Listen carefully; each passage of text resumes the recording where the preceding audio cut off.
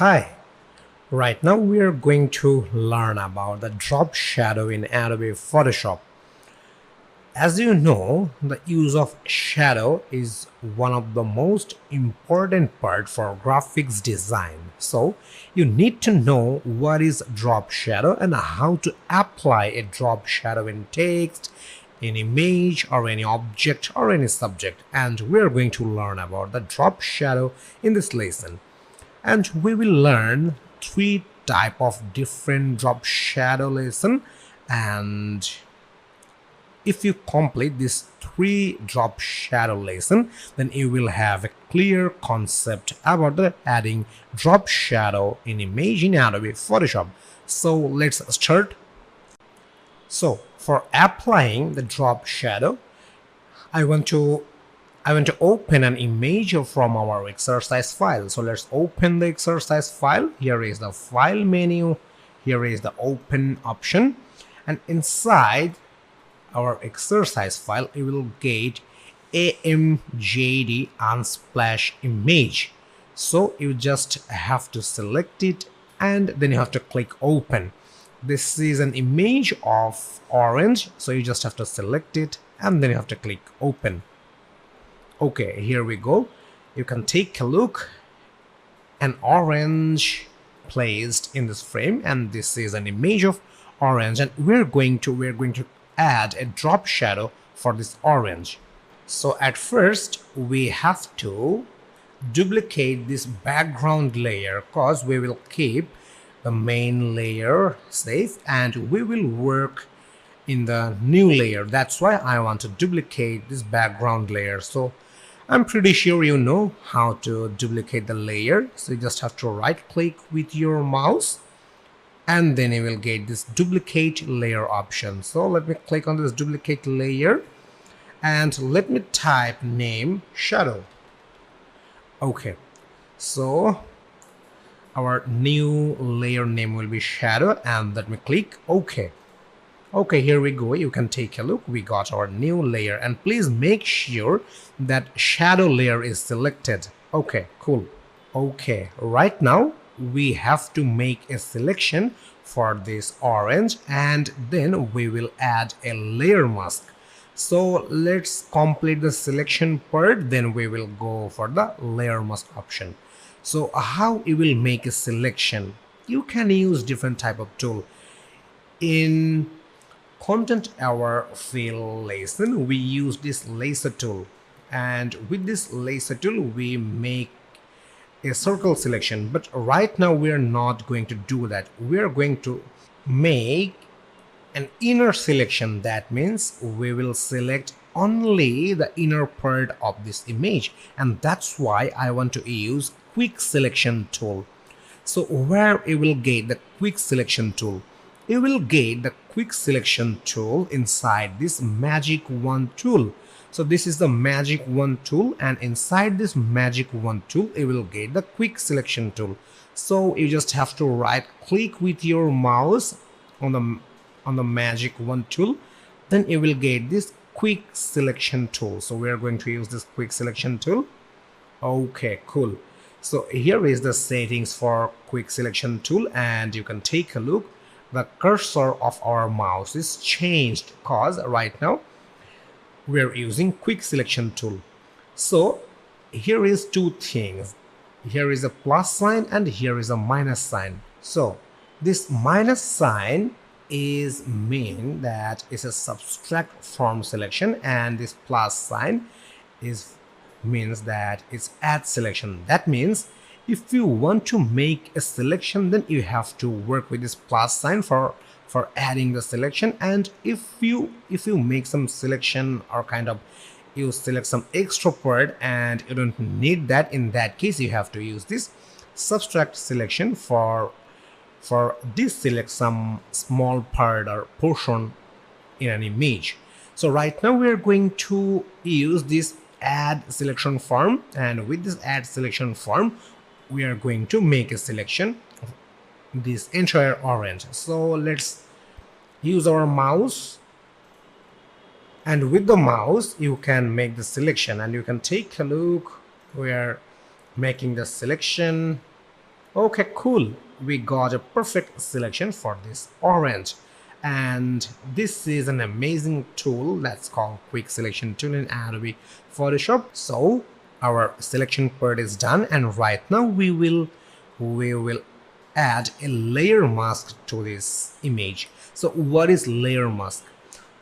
We got a selection for this orange, and when we will add a layer mask, then this selected part will be detached from this entire image, and that's called a layer mask. So let's start the process. For adding a layer mask, you just have to go to the layer panel. This is the layers panel, and this is the icon for adding a layer mask.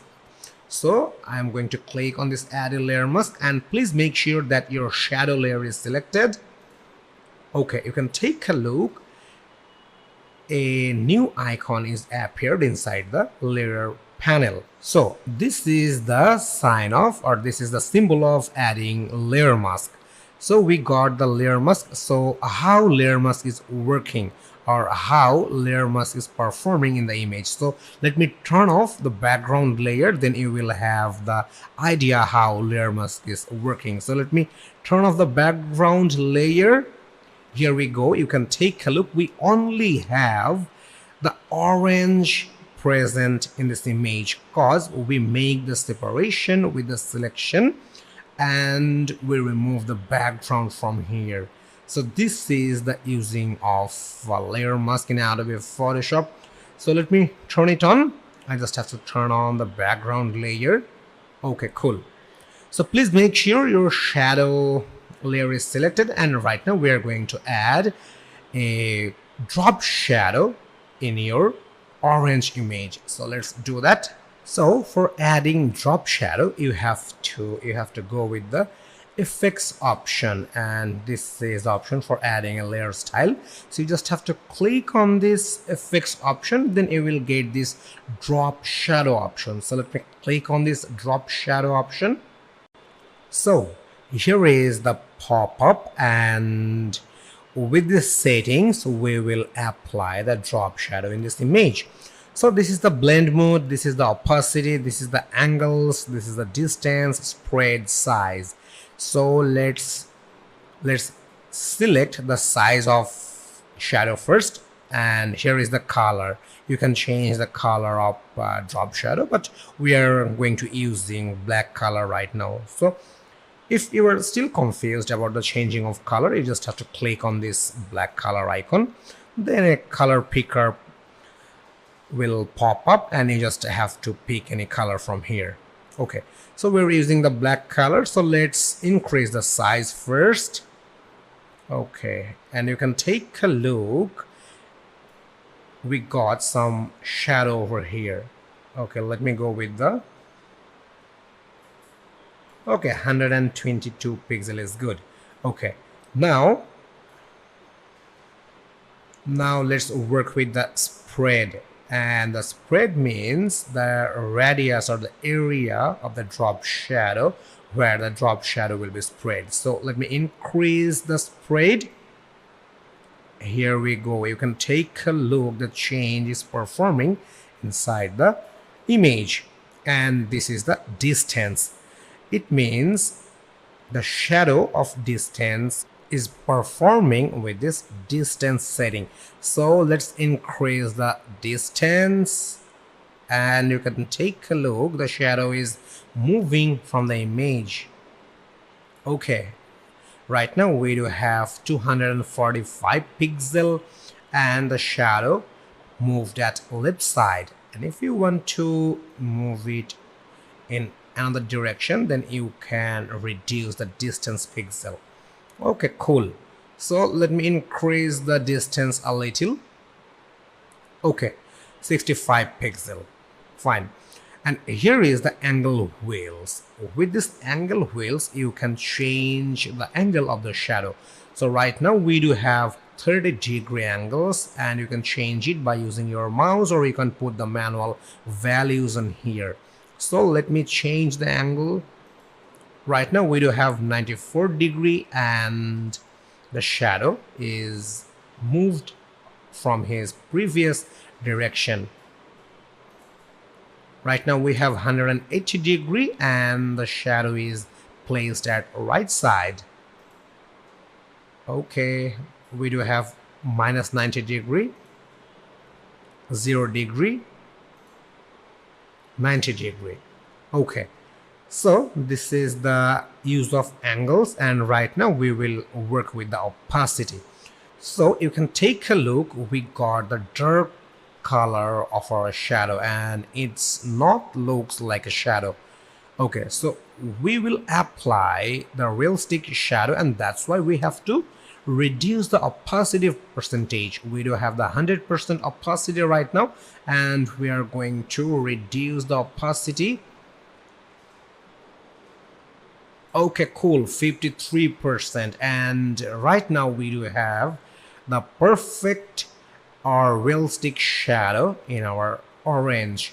So right now we got the perfect drop shadow for our orange, and now you can change the other parameters like distance. Let me change the distance. Okay, cool. Let me work with the spread. Cool. Let me work with the size. Okay, cool. Now it's look like a perfect drop shadow, and when your entire task is done you just have to click OK. So let me click OK. Here we go. We got the perfect drop shadow for our orange. So let's compare this drop shadow between before and after. If you turn off this shadow layer, then the drop shadow will be removed. So let me turn it off. Here is the actual image of this orange, and let me turn it on, and here is the drop shadow effect that's applied on the orange with the drop shadow option. And I'm pretty sure right now you have the clear idea how to add the drop shadow in this orange. So let's have some practice.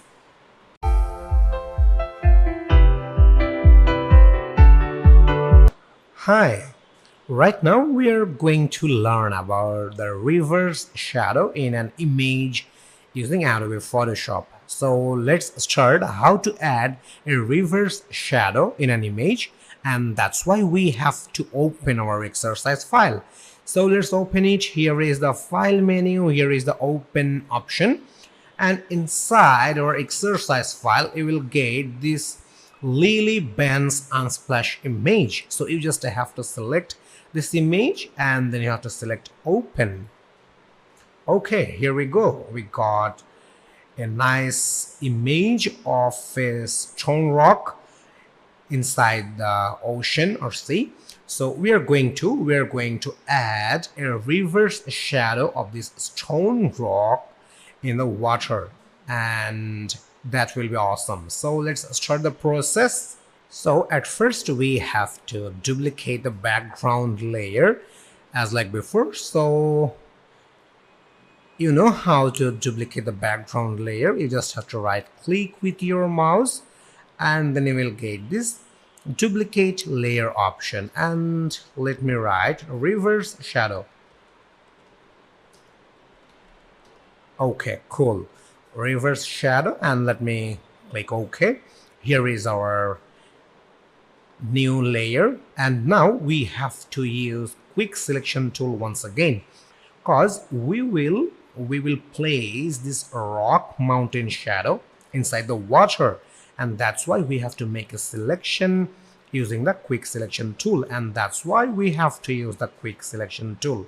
So here is the quick selection tool, or you can press W button from your keyboard as keyboard shortcut. So let me select this one. Okay, and now let's start the selection, and if you want to increase or decrease the size of the quick selection tool, then you have to click on the size icon. So right now we do have 175 pixel. So right now we have the brush size like this. If you want to increase the size of brush, you can increase it. And now we have the bigger brush. And if you want to make the size of quick selection tools brush size, then you just have to reduce the size. Okay, right now we do have 66 pixel, and here is the brush size. And here is the hardness. If you want to use the 100% hardness of this quick selection tool, then you can use this 100%. And if you want to reduce the hardness of quick selection tool brush, you can reduce it. Okay, but mostly I use 80% of hardness.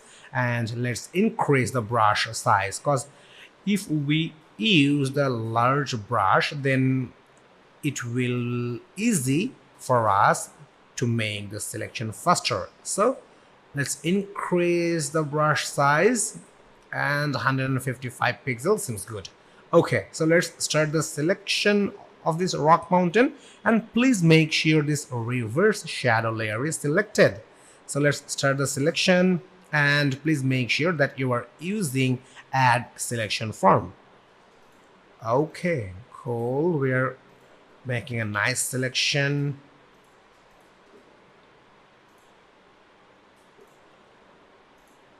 Okay, cool.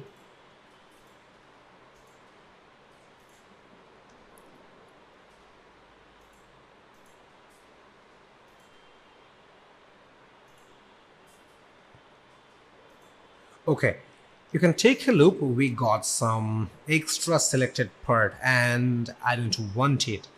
And I want to make the deselect for this extra selected area. So let me zoom in the image. I am using keyboard shortcut by pressing Ctrl and plus button from my keyboard. And those who you were using the Mac device or Mac, then you have to press Command and plus button for zoom in. And for a zoom out, you have to press Ctrl minus button or Command minus button for Mac. Okay, so you can take a look. I got some extra selected area in here. So I want to deselect this area, and that's why now I have to use this subtract from quick selection tools, that minus sign tool. So let me select this area, and you can take a look. We got the perfect selection, but it's not perfect yet because we do have some extra part in here, and that's why I have to make my brush size smaller. So let's make it. Here is the option. I do have 155 pixel right now, so let's reduce the size. Okay, right now I have only 21 pixel, and with the small brush I can easily deselect this extra part. Okay, cool. Okay, you can take a look. We got some part missing in here, but if we use this minus or subtract form, then we will not be able to select this area because we have to use this add selection form. So let me use this add selection form, and let's make the selection for the remaining part. Okay, cool. Now it's looks really good, and we got the perfect selection for this rock island. Okay, fantastic. So let me zoom out the image. Okay, and right now we have to add a layer mask for this selection. And before adding a layer mask, please make sure that reverse shadow layer is selected. So let's add a layer mask for the selection. Here we go. We got the layer mask for this selection. So let me turn off the background layer, then you will be able to check only the selected part of this rock mountain from this image, because we made the separation of this rock mountain from this image with this reverse shadow layer. So let me turn off the background layer. Okay, you can take a look. We only have the rock mountain for this reverse shadow layer, and we did this by using add a layer mask from here. So this is the option for adding a layer mask, and let me turn on the background layer. Okay, now we have to separate the rock mountain from here, and that's why we have to scale this image. So how you will scale it? To scale this image, you can press Ctrl or Command T button. T for telephone, so you can use Ctrl and Command T button from your keyboard, or you can just use this edit menu, and from there you will get this transform option, and then you will get this scale option. So let me go with the scale option, and now I'm going to rotate this image. So how it will rotate? You can rotate this image very easily, but let me tell you one thing. Right now in this image we have two rock mountain, cause in this background layer we have the actual image, and we duplicated this reverse shadow layer from the background, and in this reverse shadow layer we make a selection for this rock mountain, and we separate the rock mountain from this entire image of a reverse shadow layer. That means right now we do have two rock mountain in here, and that's why I want to change, or I want to transform this image. I want to change the angle of this image. Then we will be able to add the reverse drop shadow for this rock mountain. So let's change the angle with the using of transform. So you just have to click on this edit menu, and here is the transform option. So you just have to select the transform option, and then you will get this flip vertical option. So let me click on this flip vertical option, and you can take a look here.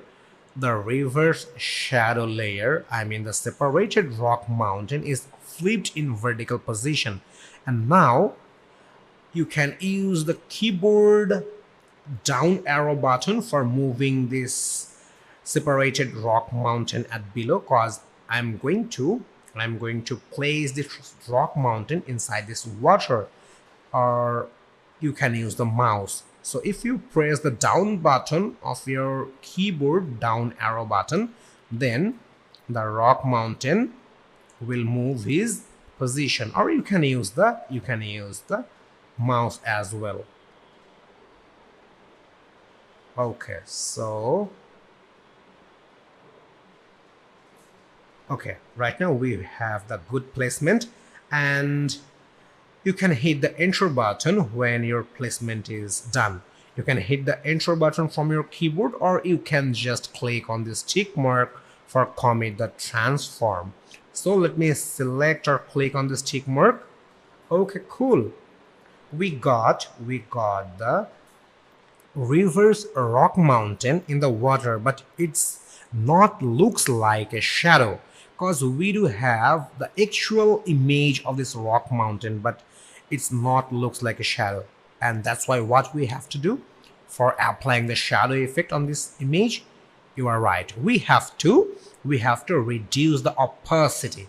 If we reduce the opacity of this separated rock mountain, then you will be able to apply the realistic reverse shadow of this rock mountain inside the water. So from where you will reduce the opacity of this rock mountain.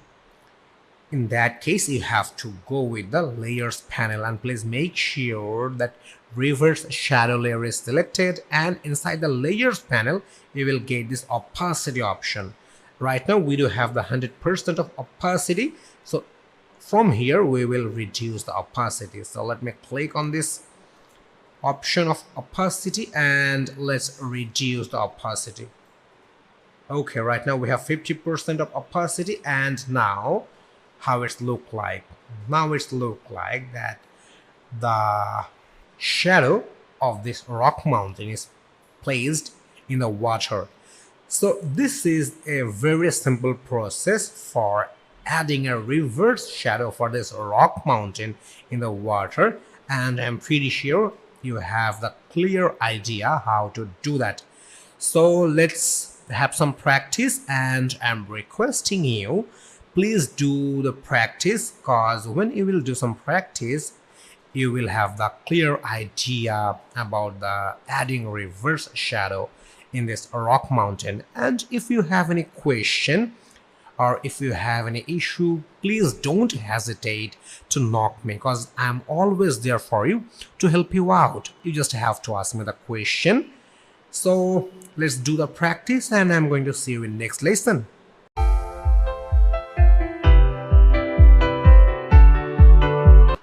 Hi, right now we are going to learn about how to use distort transform for fixing an image or for placing an image inside a monitor or in an angle. So let's take a look how it will apply the distort transform in an image in Adobe Photoshop. So as like before, we have to open our exercise file, and therefore you just have to click on file menu, and here is the open option. And inside our exercise file you will get this Alienware unsplash image. This is an image of a gaming computer, so you just have to select it and then you have to click open. Okay, here we go, and you can take a look. We got some grid view, and if you don't want to use this grid view, then you just have to press Ctrl or Command H button from your keyboard, H for horse. So, and if you want to use the grid button, in that case you just have to use this view menu, and from there you will get this show option, and here is a grid option. Okay, as well as the ruler, grid, and all the others. So we are not going to use the grid or rulers. Okay, so this is an image of a gaming computer, and we want to place another image inside this monitor. So how you will do that? You can do that very easily, but there is an issue. You can take a look. The position of this monitor is slightly angled. That's why you won't be able to place a default or a general image properly. So let's take a try. Therefore we have to embedded another image from our exercise file, and I'm not going to use the open option, because when I'm going to use the open option the image will open in a new tab, but I don't want it. I just want to place the image inside this image. That's why I'm going to use place embedded option. So where it will get the place embedded option, can you remember it? Yeah, you are right. Here is the file menu, and here is the place embedded option. So let me click on here. Here we go.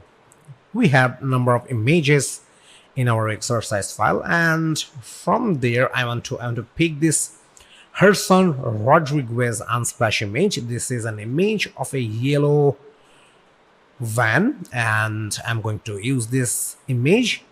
So you just have to select it, this Herson Rodriguez unsplash image, and then you have to click place. Okay, here we go. This is the image. So let's take a try to place this image inside the monitor. Okay, we do have the fittings or settings for scaling, so you just have to use the mouse, and we got this scale option because we used place embedded option. So let me place it here.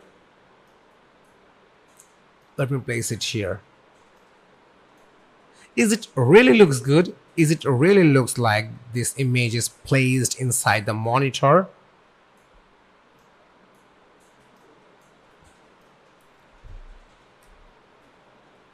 Is it looks really good? Of course not, because the position of the monitor is angled, and that's why we have to use the distort transform option for placing this image properly inside the monitor.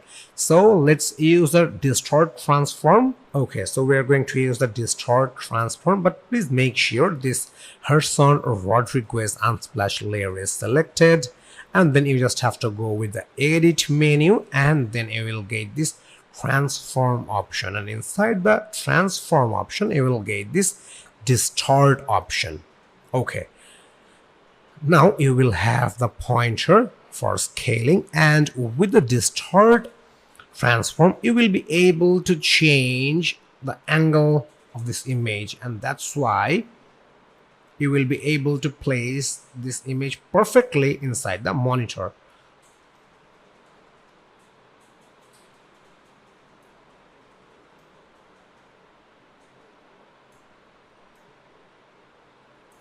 Okay, how it's look like right now. You can hit the intro button right now, or you can just click on this tick mark. Is it looks good right now?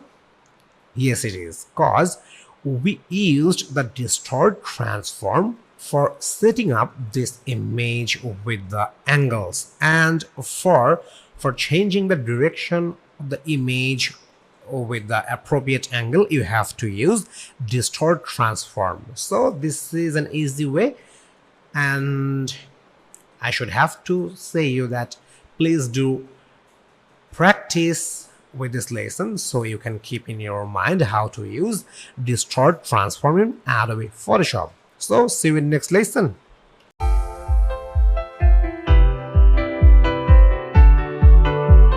Hi, right now we are going to learn about how to apply a distort shadow in a text, and this is going to be an amazing thing. So let's learn how to apply a distort shadow in text. In last two lessons we learned how to add drop shadow in fruits, how to add reverse shadow in rock mountain, and right now we are going to learn how to add distort drop shadow in text, and this is amazing, and that's why I have to open an image from our exercise file. So let's do that. Here is the file menu, and here is the open option, and inside the exercise file you will get this grass meadow lawn green image. So you just have to select this grass meadow lawn green image. It's an image of green grass, and once you select this image, then you have to click open, or you can hit the enter button from your keyboard. So you can take a look. We got the nice grass image in here, and right now we will apply distort shadow effect to the text. So let's start the process. As we're going to apply a reverse distort shadow in text, that's why we have to use the type tool for typing the text. And let's start the process. Here is the type tool, and using the type tool I want to write the text, and right now I will use all the capital letter, and that's why we can use the caps lock button from your keyboard. So let me type IT learners, and right now we do have the small font size, and I want to increase the font size as well as font too. So let's increase the size first, and that's why you have to make a selection with your mouse, and let me increase the size. So you can use this option for increasing the size. You can put the manual values, you can use a custom field from here, like let me select this 60 point, but still it seems smaller. So I want to increase the size of text. That's why you just have to use your mouse. You just have to hold your left button of mouse, then you have to move your mouse slowly at right side then you will be able to increase the size of text. Right now we have 110 point. Okay, so you can also put the manual values. Okay, cool. But do you think this font style is really looks good? You can change the font as well. So let me select this entire text, and here is the option for changing the font. So let's pick some bold font. Let me pick something else. So here is the Cooper Black. This one seems good, so let me select this Cooper Black, and I'm pretty sure this Cooper Black, this font already you have on your computer. So let me select this one. This is one of the widely using font in Windows. Okay, cool. So right now we do have IT learners text with the Cooper Black font. Okay, so you can hit the command or control and enter button from your keyboard for performing the action, or you can just use this tick mark for commit the action. Cool. Okay, so our text part is done, and let's place this text at the middle of this image, and that's why you have to use the move tool. So here is the move tool. Okay, or you can use the V button, V for violin. You can use this move tool for moving this text at center. Okay, cool. You can take a look.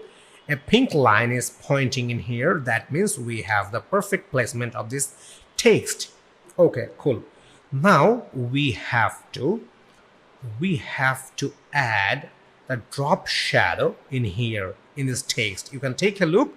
We got the text layer inside our layer panel, and we are going to add the drop shadow layer for this text. So let's add the drop shadow for this text. And you know how to add the drop shadow. You just have to go with the effects option, then you will get this drop shadow option. So let me select on this drop shadow option. Okay, cool. So here is the settings for drop shadow. So let's change the settings. At first we have to go with the size. So let me increase the size 35 pixel, but we do have 0% of opacity. That's why it's not visible yet. So let's increase the opacity for 100%. Okay, let me increase the spread.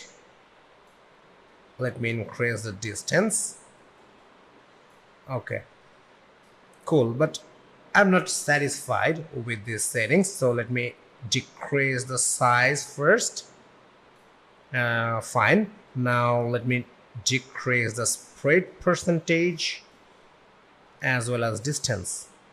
Okay, we have 8 pixel distance, 10% of spread, and 9 pixel of size, because I don't want to spread this drop shadow from this text, because I'm going to separate this drop shadow from this text, and that's why I'm using these settings. I'm just using a small part for making the distance. Likewise, only 8 pixel.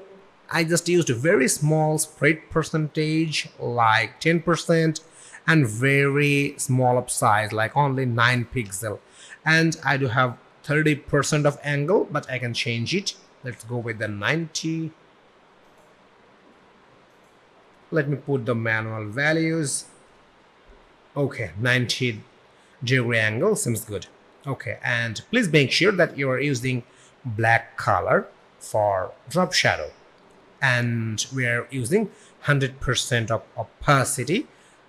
Okay, cool. So let's click OK.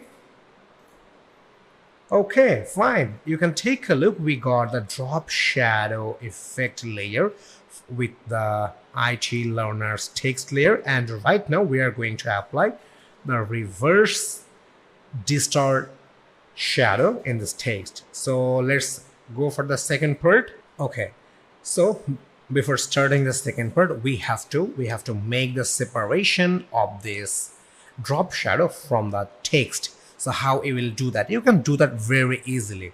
In that case, you have to create a new layer for the drop shadow.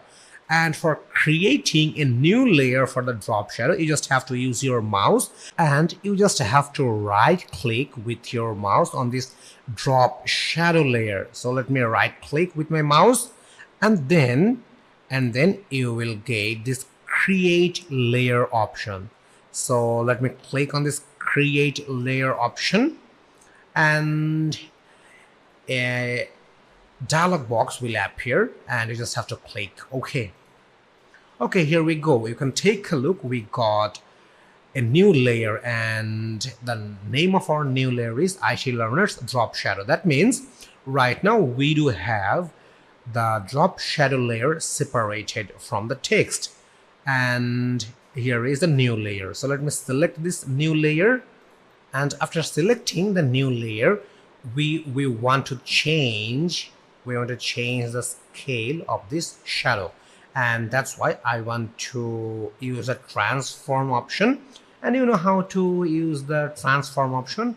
You just have to go with the edit menu, and then you will get this transform option. So as I'm going to change the direction of the separated drop shadow, that's why I want to use flip vertical transform option. So let me select this flip vertical transform option, and you can take a look.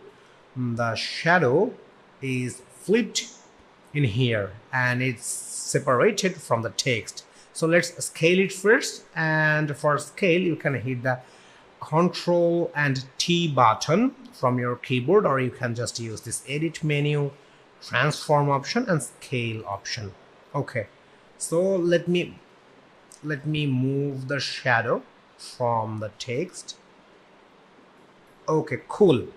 Right now we have the drop shadow separated from the text, and I placed this separated drop shadow below the actual text. So you can hit the enter button from your keyboard, or you can just use this tick mark for commit the transform. Okay, cool. Right now we will use the distort option for making this shadow distort, and for making this distort shadow you have to use distort transform. So how you will do that, or how you will use the distort transform? You can do that very easily. You just have to click on this edit menu, then you will get this transform option, and inside the transform option you will get this distort option. So let me select this distort option, and please make sure inside your layer panel this IT Learners Drop Shadow is selected, and let me select with the distort transform. Okay, so we got the scale pointer for using the distort selection, and using the distort I want to change the direction of this shadow, and now I want to change the direction for the right side. I want to move this pointer at left. I want to move this pointer at right. Okay, cool. Now it's really looks good.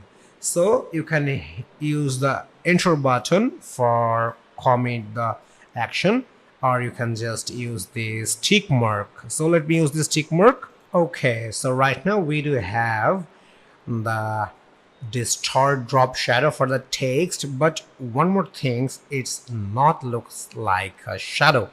It's just a similar text that's separated from the original text, and I'm going to apply the effect of a shadow, and that's why I have to reduce the opacity.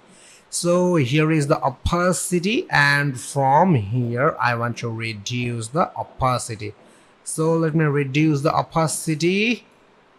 Okay, cool. Now it looks much better than before, and we do have the realistic reverse shadow effect in this image.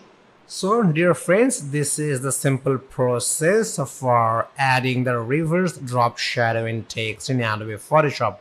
So I'm pretty sure you enjoyed this lesson, and if you have any question regarding this lesson, please message me and I will answer your message. So let's do some practice and I'm going to see you in our next lesson.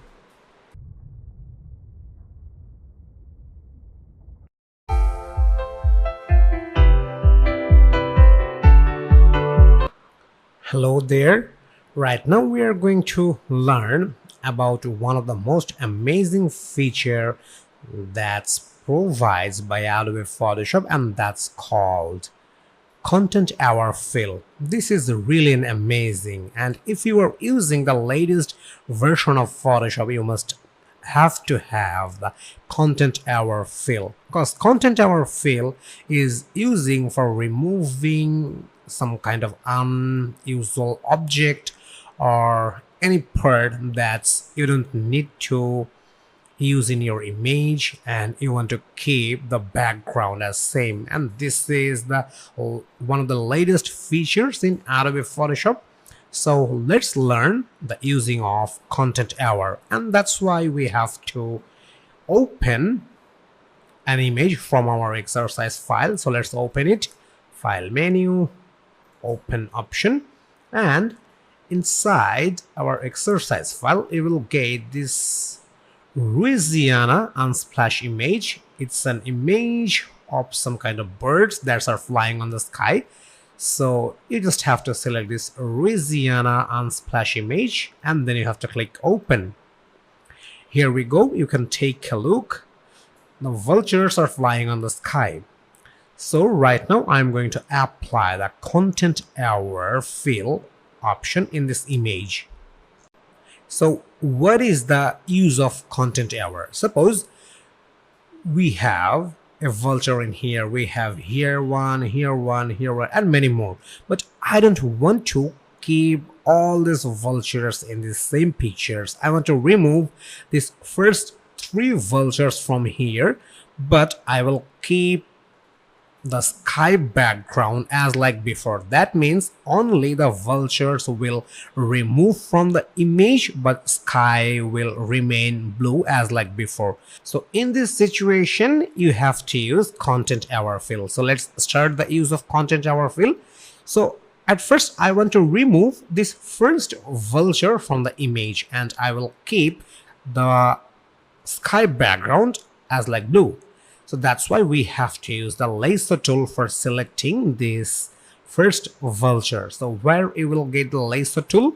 You will get the lasso tool inside the toolbar, and if you want to use the shortcut, then you have to use L button from your keyboard. And if you don't find this lasso tool on your toolbar, then you have to right click at here. Then the polygonal lasso tool or magnetic lasso tool can be appeared in here. If you have the polygonal lasso tool or magnetic lasso tool, then you just have to right click with your mouse on the icon, then you will get this lasso tool. So I'm selecting this lasso tool and using my mouse I'm going to make a circle for making a selection for the first vulture. Okay, so using my mouse I just selected this first vulture, and now I'm going to remove this vulture from here and I'm going to keep the sky background as like before. So that's why I have to use the content hour fill. So where you will get the content hour fill option?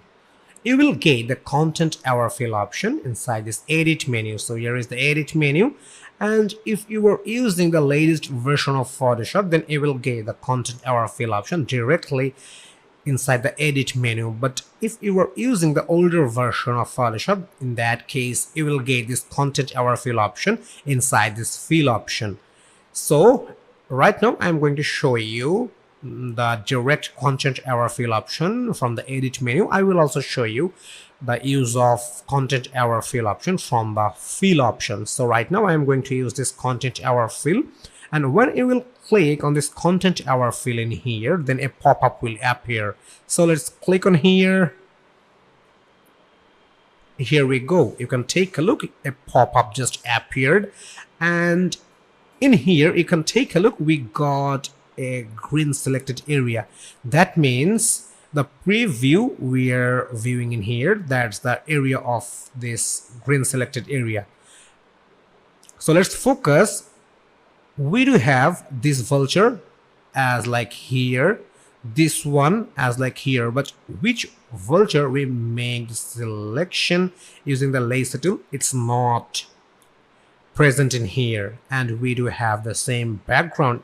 So this is just a preview. So when we will click OK, the change of the image or removing the vulture using the content hour field will be applied in our main image. So that's why we have to click OK. So let's click OK. Magic. You can take a look. We don't have the vultures in here, but we do have our sky background as like before. So let's deselect this area, and for deselecting you just have to press Ctrl and D button from your keyboard, or if you are using Mac, then you have to press Command and D button from your keyboard for deselecting the selection. So right now we have removed the vulture from here, and we got the clear blue sky background as like before, only the vulture is removed. So this is the use of content hour fill in Adobe Photoshop. And you can take a look. Here is a new layer is just created, and this layer is created for removing that vulture. If you turn this layer off, then you will get back that previous image. So let me turn it off. We got our vulture back in here, and if you want to remove this one, then you have to turn it on. Here we go. Okay, so let's use the content hour fill once again, and that's why we have to select this background layer, as because the background layer is the main layer of the image, and we are removing the vultures from the main image. That's why you have to select this background layer, and the new layer that's created for removing the vulture from here, that's created with the background copy layer, but you have to make sure that background layer is selected. So I do have still selected this laser tool, and I'm going to select this second one. Okay, let's make a selection with your mouse for the second vulture. Okay, cool.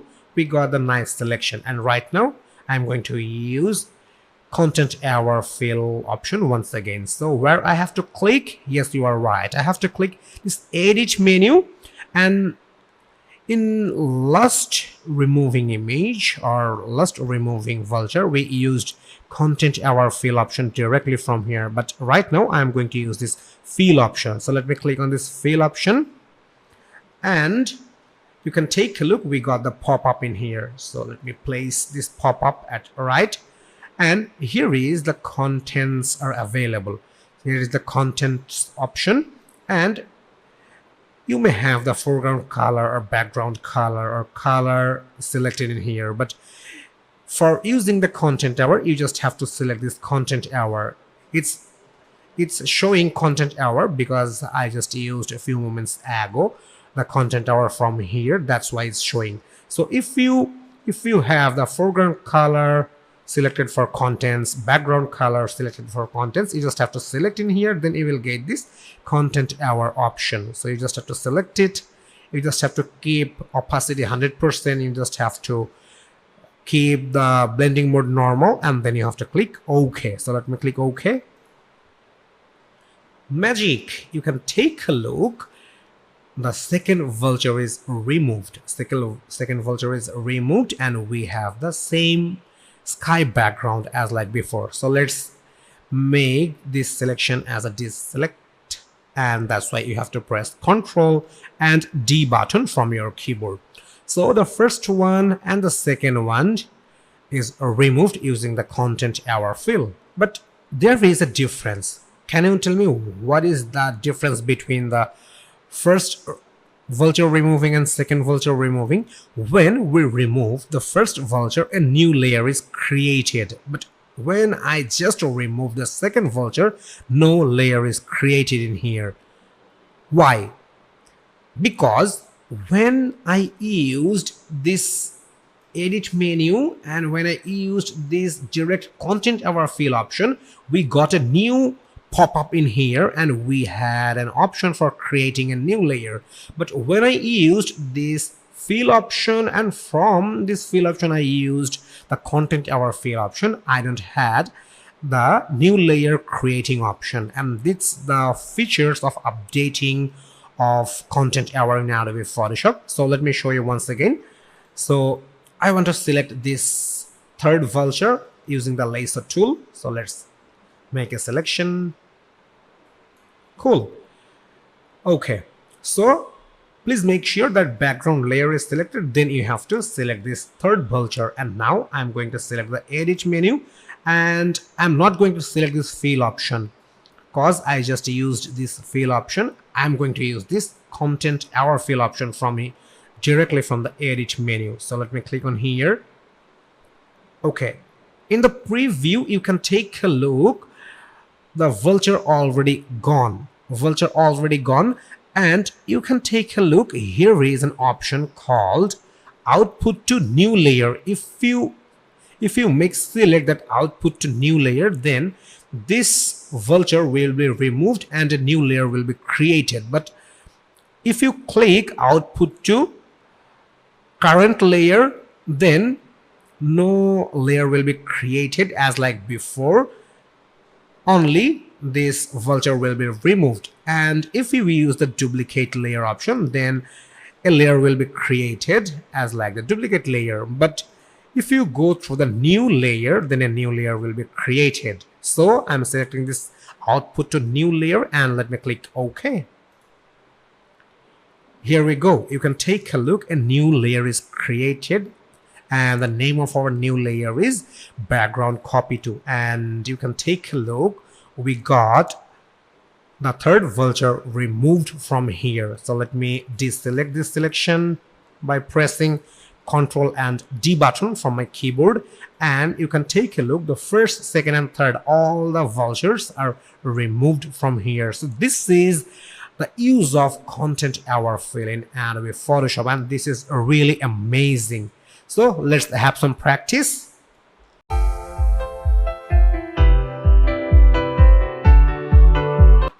Hello there. Right now we are going to learn about content aware cropping in Adobe Photoshop. In last lesson we learned about the content aware fill, and now we are going to learn about the content aware cropping. There are different between content aware fill and content aware cropping, and we are going to learn about the content aware cropping.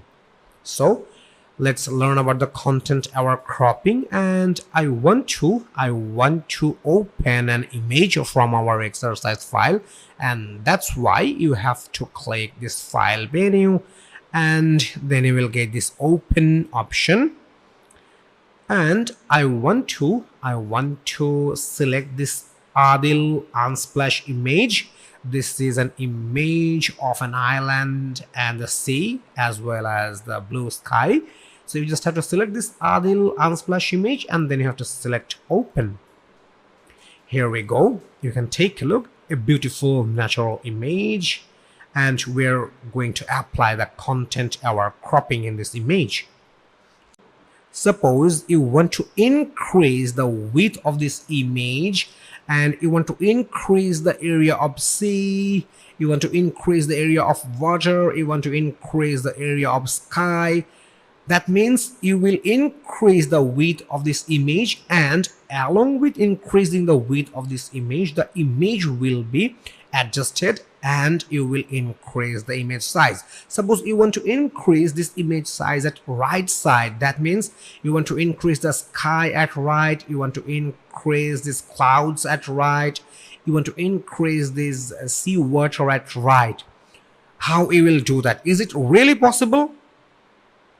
Because you just click this photo with your DSLR camera and your frame is with this selected area only, but how it will increase in right side as because you didn't click with your camera with this more area of right side, you just clicked with your camera only this selected frame.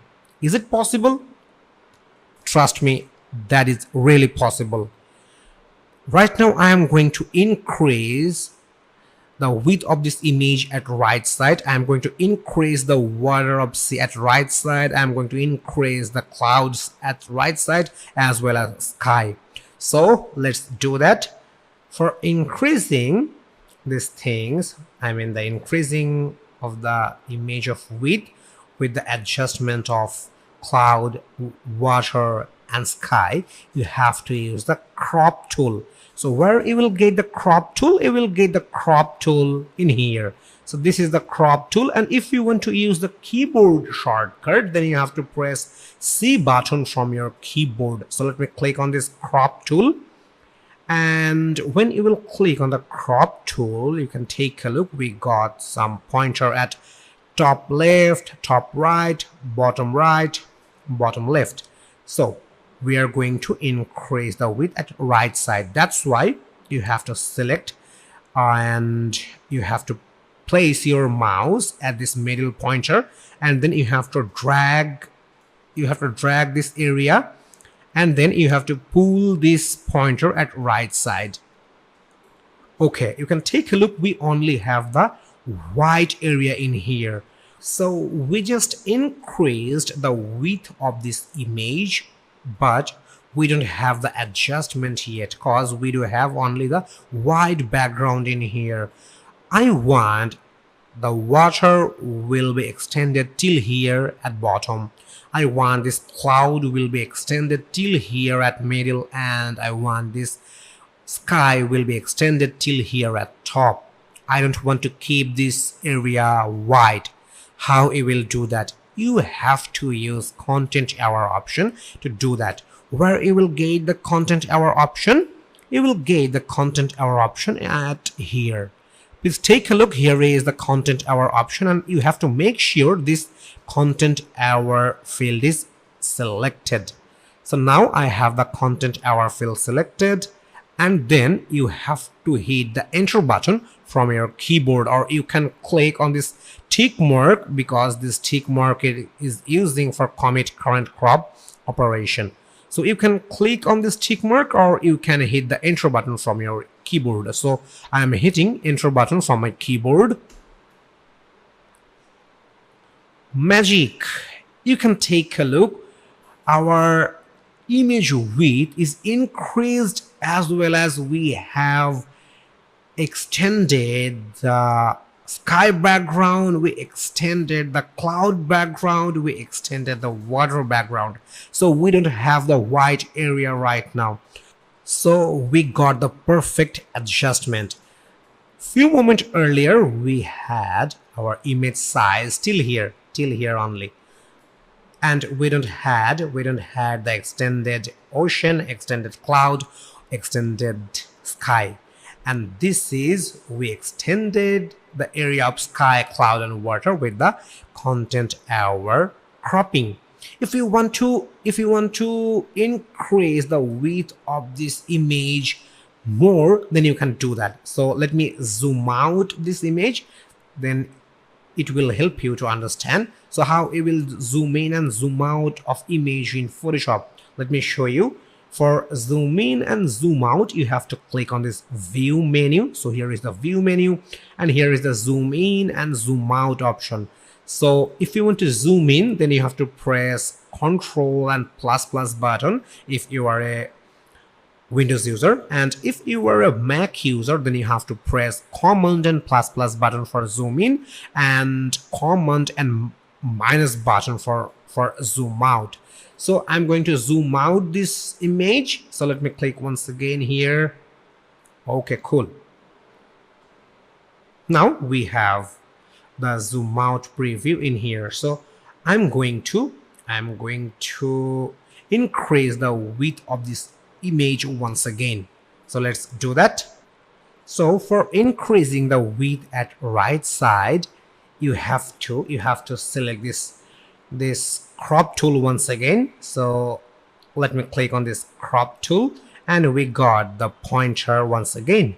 So now I want to increase the width of this image till here, and here is the white space appeared, but we don't want to keep this white space. Now what you have to do, you can click on this tick mark or you can hit on the enter button, but before that please make sure this content hour field is selected. So last time I pressed enter button from my keyboard, but this time I want to click with this tick mark. So let me click on this tick mark. Magic, we do have increased this image along at right side, and we do got the perfect adjustment for the water, for the cloud, and for the sky. This is really amazing. So it's only possible to keeping balance of image and increasing the height or width at left or top or bottom using the content hour fill. And the image was at first till here, then we extended till here, and finally we extended till here, and now we have the long width image and we got the perfect adjustment. So this is the magical use of content hour cropping in Adobe Photoshop. So you must have to do some practice with this lesson. So see you in next lesson.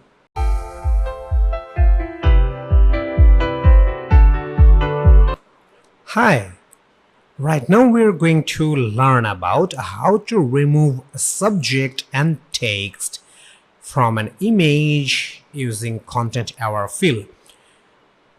At first of content hour fill, we learned how to remove some birds and keeping the background same. And in last lesson, we learned about how to extend the area of an image using content hour cropping. And right now we're going to learn how to remove a subject like man and woman from an image as well as text. So if you were doing some photography editing, in that case we have to know the use of this content hour fill, because sometimes you may have some unwanted text in your image, or you have to remove some persons from your image, and that's why you need to know the use of content hour fill for removing person and text from an image. So let's learn. So that's why we have to open our exercise file. So here is the file menu, here is the open option, and inside your exercise file you will get this Charles Unsplash image. So you just have to select this Charles Unsplash image and then you have to click open. Here we go. You can take a look. A beautiful man, he is smiling and walking on the road, and I want to remove this man from this image. So it's almost the same process. So let's start the process. I just want to keep the image same. I want to keep this wall same. Just I want to remove this person from this image. So that's why we have to use the laser tool once again, and it's almost similar as like before. So here is the laser tool, and you have to make a selection with the laser tool. So let's make a selection using your mouse. Okay, so here is the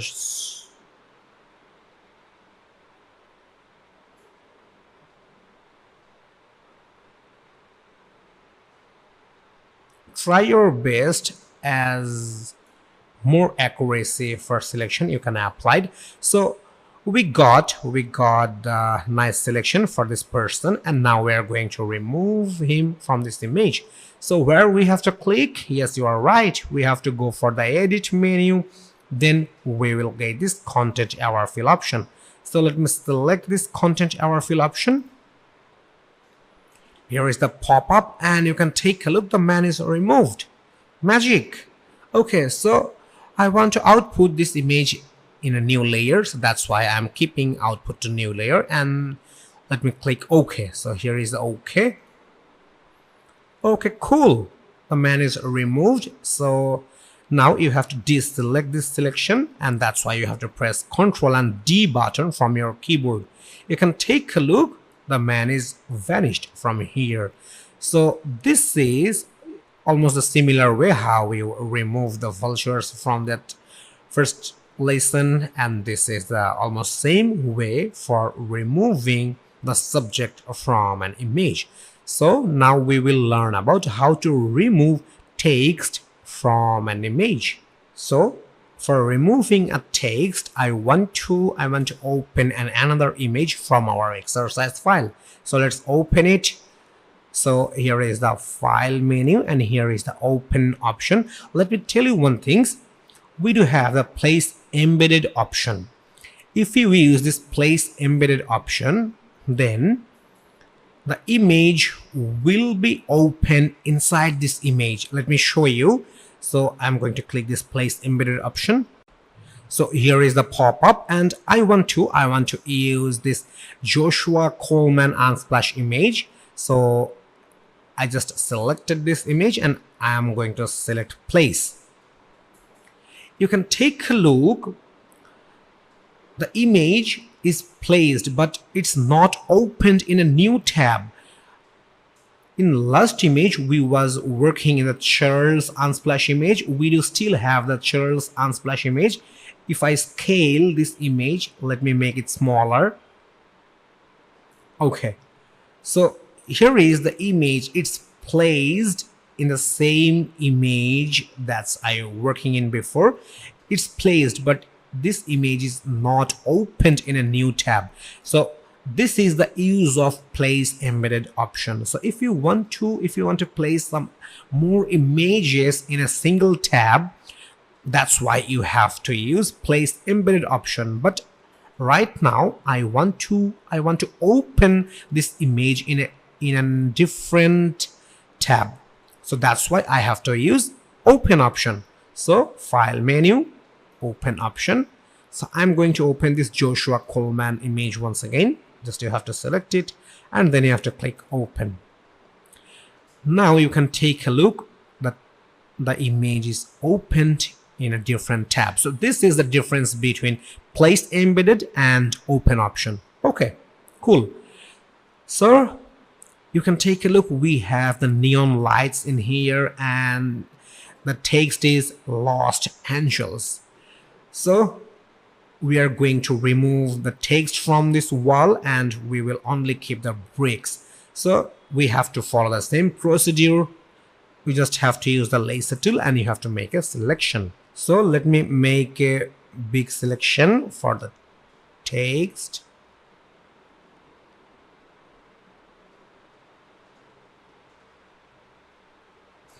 Okay, cool.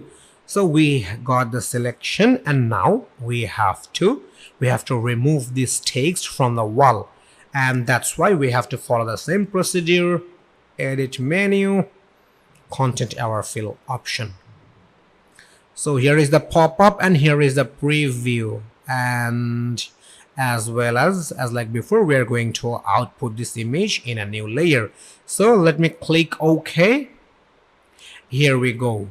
The text is vanish. So let's make the deselection for this selection. So you just have to press Ctrl or Command D button from your keyboard. So no more text in the wall, and you can take a look. The text is gone. But if you want to get it back, you can get it back easily, because we apply the remove text with a new layer. So here is the background copy layer.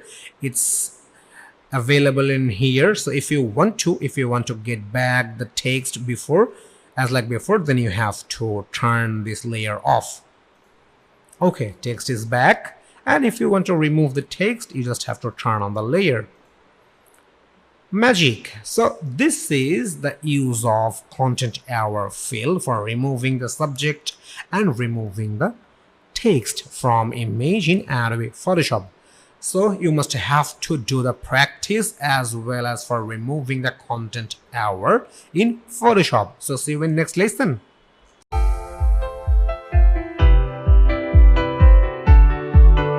Hi. Right now, we are going to learn about how to make background blur. In last lesson, we learned how to make image blur, but in this lesson, we are going to learn about how to make background blur. And that is an awesome thing because nowadays, it's become a trend for making the images background blur. Sometimes the teenagers and male female also are picking some selfies and they're looking for making the background blur. If it is not possible with your smartphone or with your DSLR camera, then you can make it manually using the Photoshop. So let's take a look how you will make the background blur of an image. And we have to open our exercise file and we have to open an image. So let's do that. File menu, open option, and inside our exercise file you will get this woman in red dress with umbrella.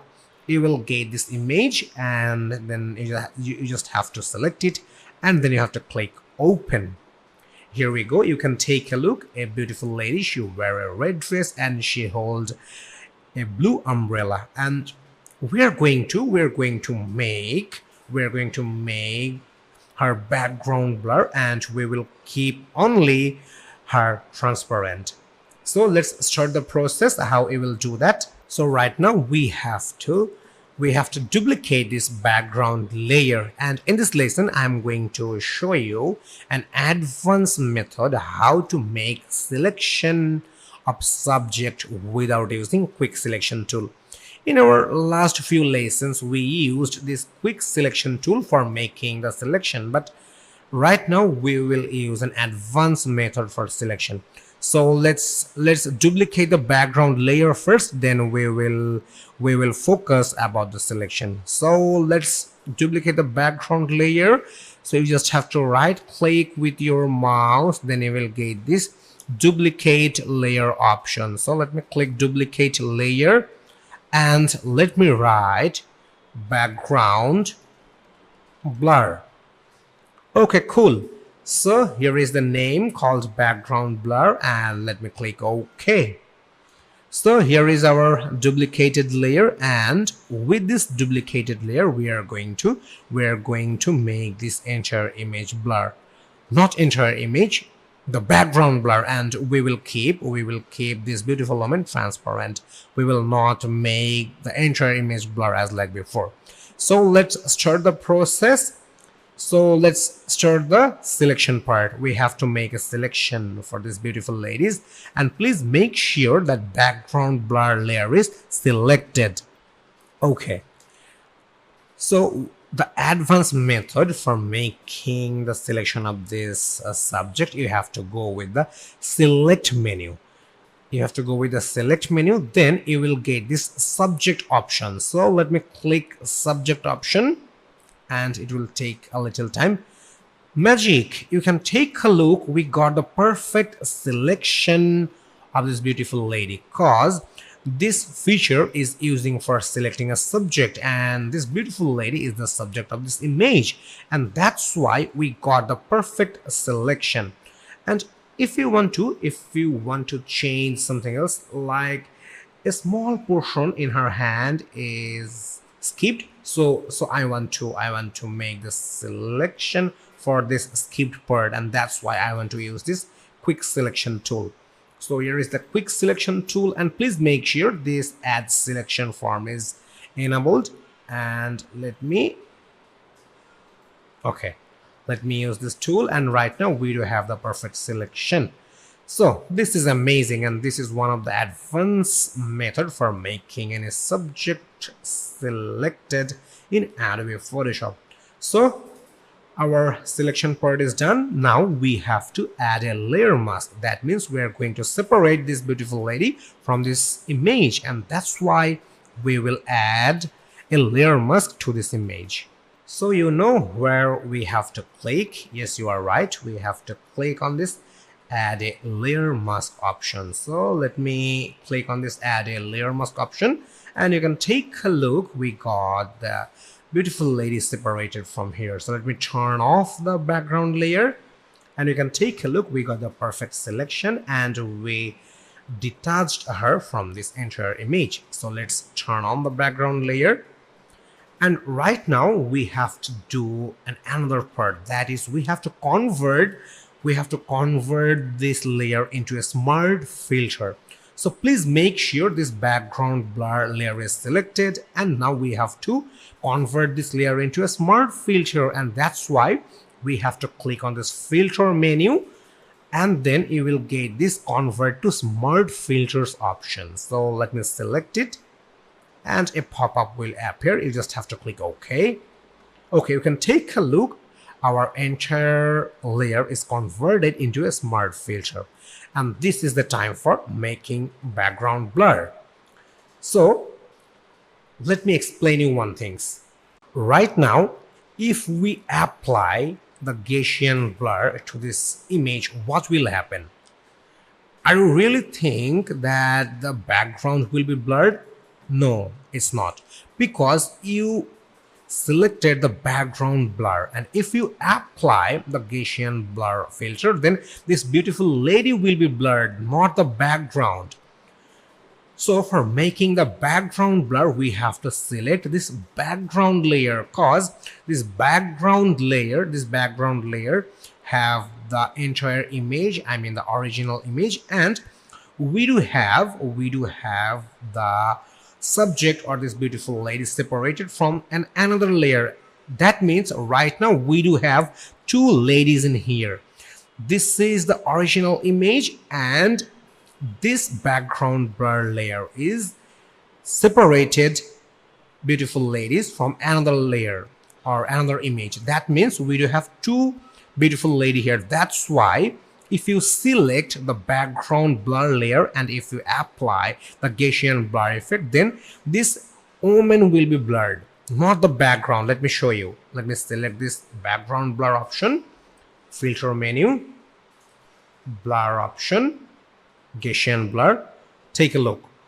The entire lady got blurred, but we are not looking for that. We are looking to make the background blur. That's why I am clicking cancel, and that's why you have to make the background layer selected. So right now I select this background layer, and now we have to go for the filter menu, then we will go for the blur option, and now we will go for the Gaussian blur option. Magic! You can take a look. We got our entire background blur. So let's change the radius from here. Let me reduce the radius. Here is the slight blur. No blur. So let's increase the radius. We got a slight blur.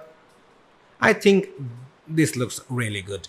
But if you want to make a hard blur, then you just have to increase the radius like 124. Then what will looks like the entire background is hard blur, and we got only the transparent subject, but it's not looks good. You can keep it if you want this radius pixel, but I think this 8.8 radius pixel seems good. So let me click OK. Here we go. This is the simple process for making the entire background blur and keeping the subject transparent. So I'm pretty sure you enjoyed this lesson, and I'm requesting you please have some practice, because if you don't practice along with me, then you will not be able to keep in your mind how to make the background blur. So let's have some practice, and if you have any single issue about this lesson, or if you have any question about this lesson, don't hesitate to ask me. You just have to use the comment or message section for contact with me. So I'm going to see you in next lesson.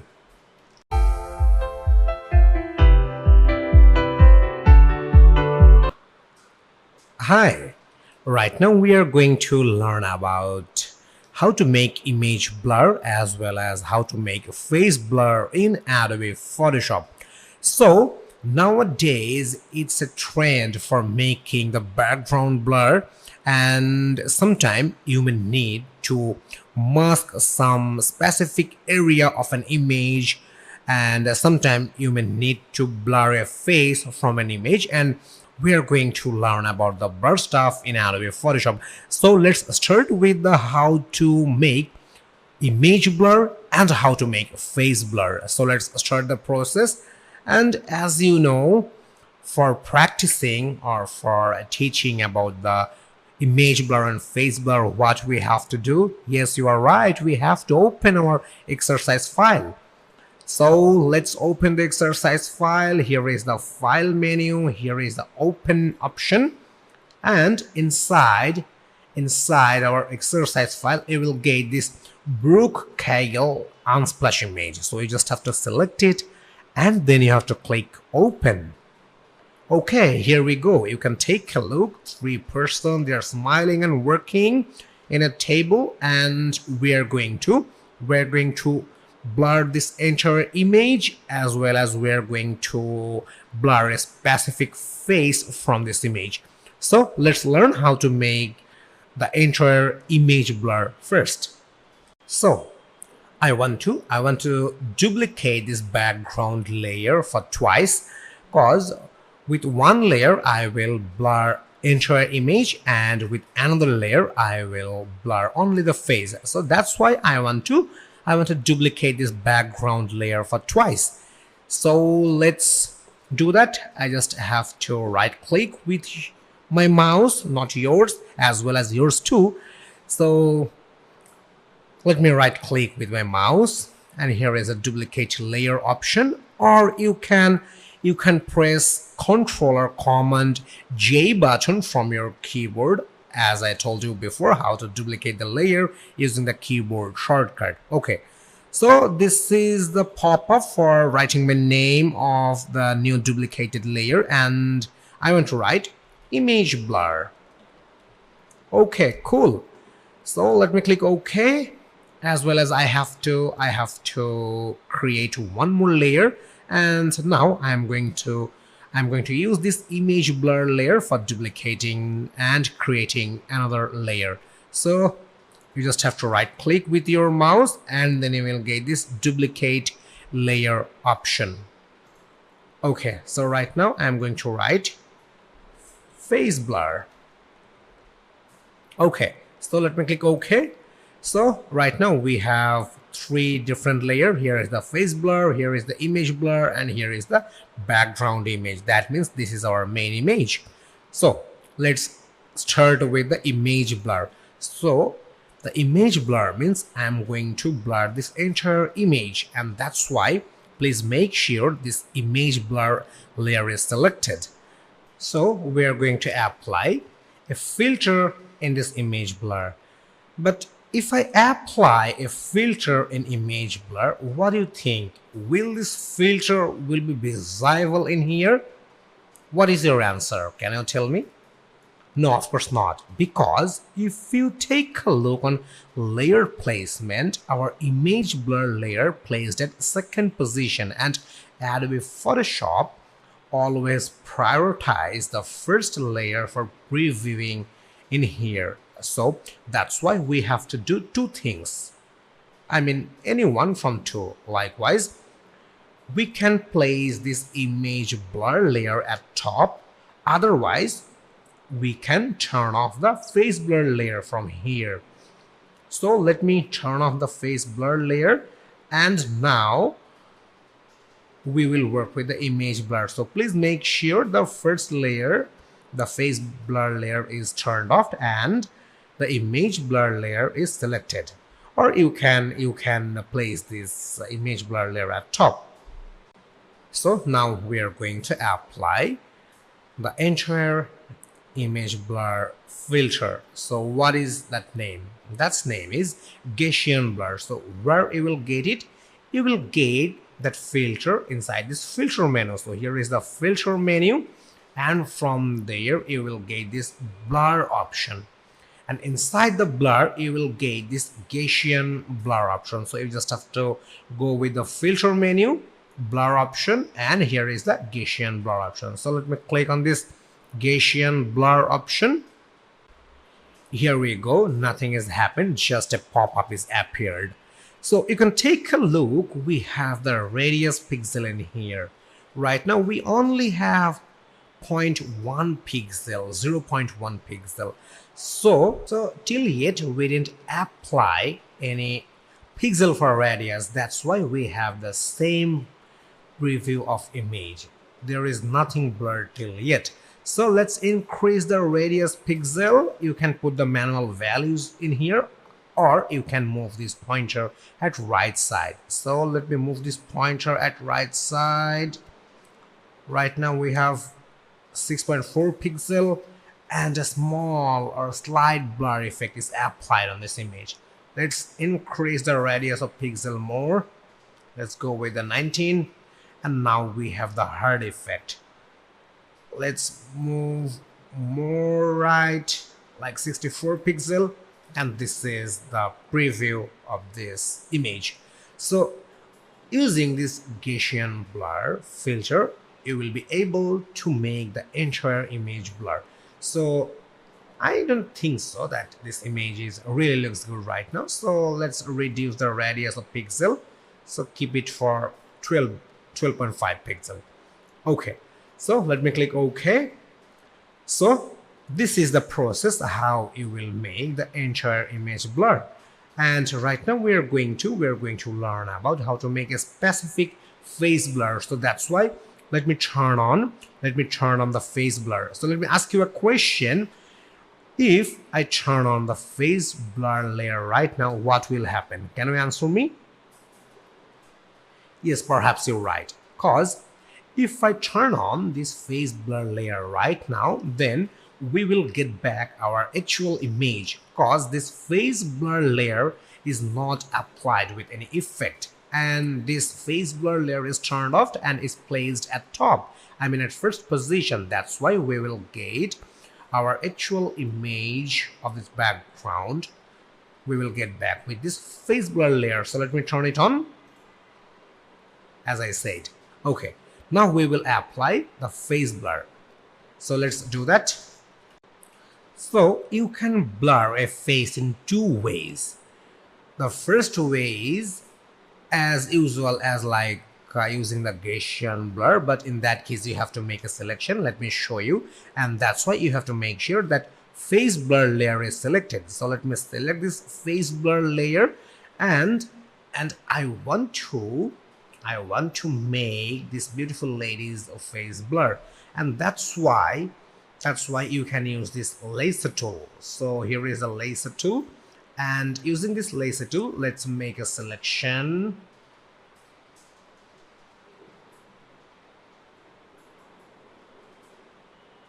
Okay, we got a selection, and using this laser tool we got a perfect selection. And right now we do have to apply the same process as we applied in earlier. So let's go with the filter menu, then you have to go for the blur option, and from there you have to go with the Gaussian blur option. So let me click on this Gaussian blur, and you can take a look. We had the 12.5 radius pixel for the previous image, and we do have the same, and here is the preview. So let me reduce the radius pixel of Gaussian blur.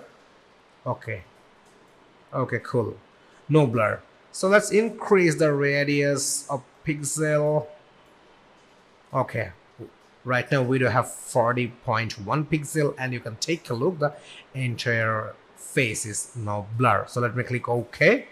You can take a look, the entire face got blurred. So this is the simple process. So let's deselect the selection, and you know how to deselect. You just have to press Ctrl or Command D button from your keyboard. Okay, so this is a process for making a face blur, and we do have another way to make the face blur, and that's why we have to use a tool. So what is the name of the tool? The name of the tool is blur tool. So this is the blur tool, and you can take a look. We don't have any shortcut for using this blur tool. So let me select this blur tool from the toolbar. Okay, and here is the option for changing the brush of blur tool. Okay, so let me show you. Let me click on this option, and you can pick any kind of brush for making your face blur. So let me use this hard round pressure size brush, and here is the size as well as we used in the quick selection tool.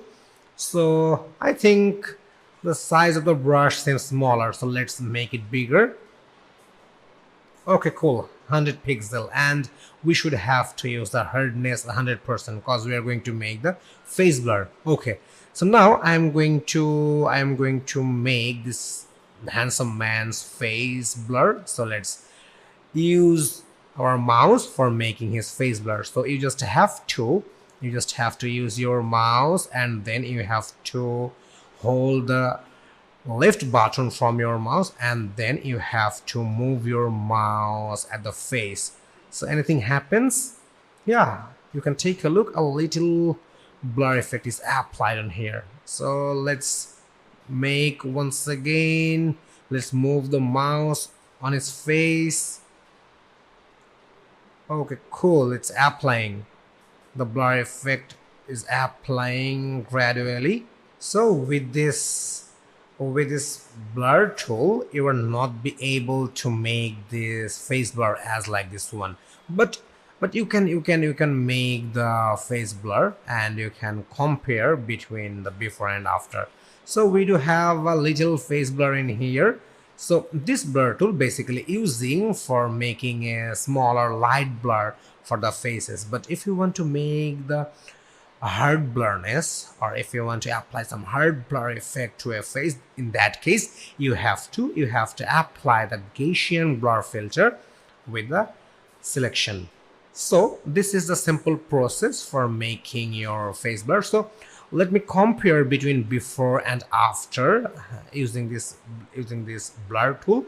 So let me turn off this image blur layer, and let me turn off the face blur layer as well.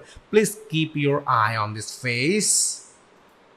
Okay, we do have transparent face right now, and after using the blur tool in this man's face, how it look like, we got a little blur effect, and we applied the Gaussian blur filter for this beautiful female, and we got the hard blur effect for her face.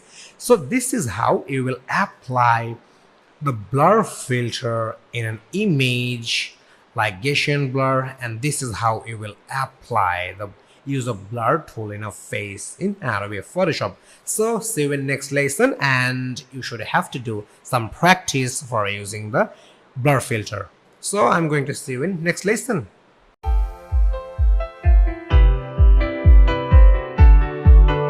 Hi. Right now we are going to learn about how to apply motion blur in an image in Adobe Photoshop. So what is motion blur? It's a kind of filter that when you apply that filter in an image, it will seem like a motion graphics. That means something is running and you will have the effect like motion graphics, and we're going to learn these things in this lesson. So let's start the process how you will apply the motion blur effect to an image in Adobe Photoshop. So at first we have to open our exercise file. So here is the file menu, here is the open option, and inside our exercise file you will get this Oluwakemi Solaja unsplash image. So you just have to select this image, and then you have to click open.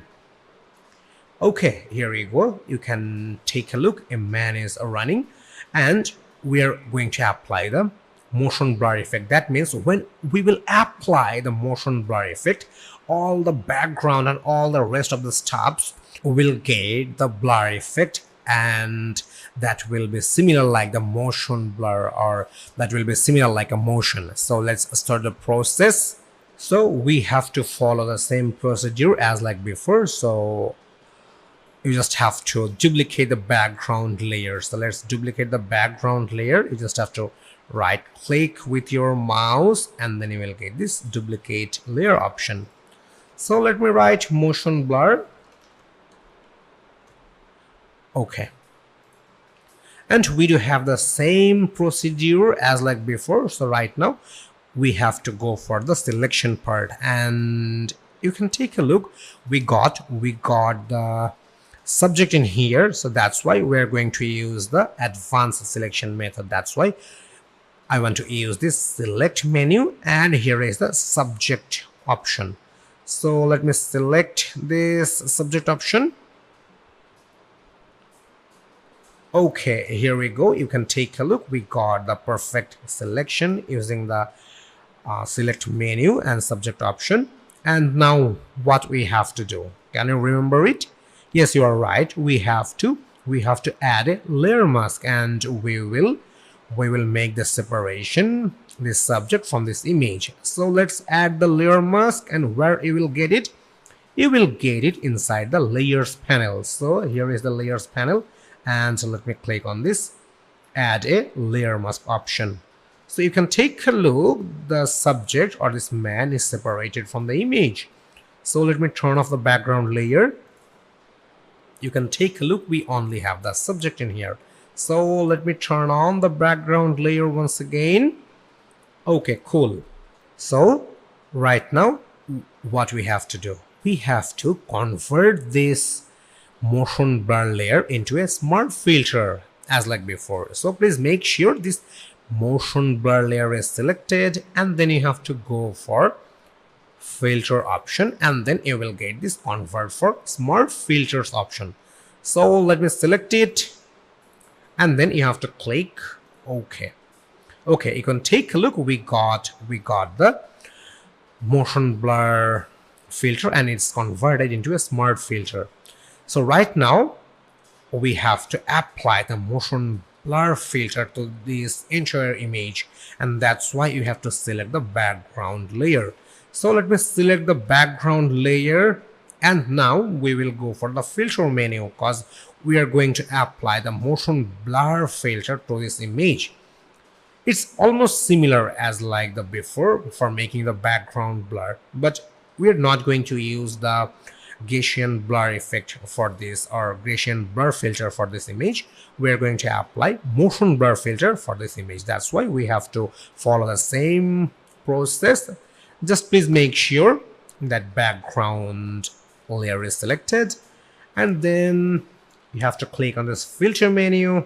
Here is the blur option, and inside the blur option you will get this motion blur option. So let me select this motion blur option. Here we go. You can take a look. Here is the pop-up for motion blur, and here is the distance pixel of the motion blur. So for making the motion blur, or for applying the motion blur filter to this image, you have to increase the distance. So let's increase the distance. Okay, a small or slight effect, motion blur effect, is applied on this image. So let's increase the distance pixel a little more. Okay, I think now it looks much better than before. So let me click OK. Okay, now we have the perfect motion blur applied to this image, and this is pretty simple. And this is the difference between the using the Gaussian blur and motion blur. In last lesson we applied the Gaussian blur for making the background blur, and in this lesson we applied the motion blur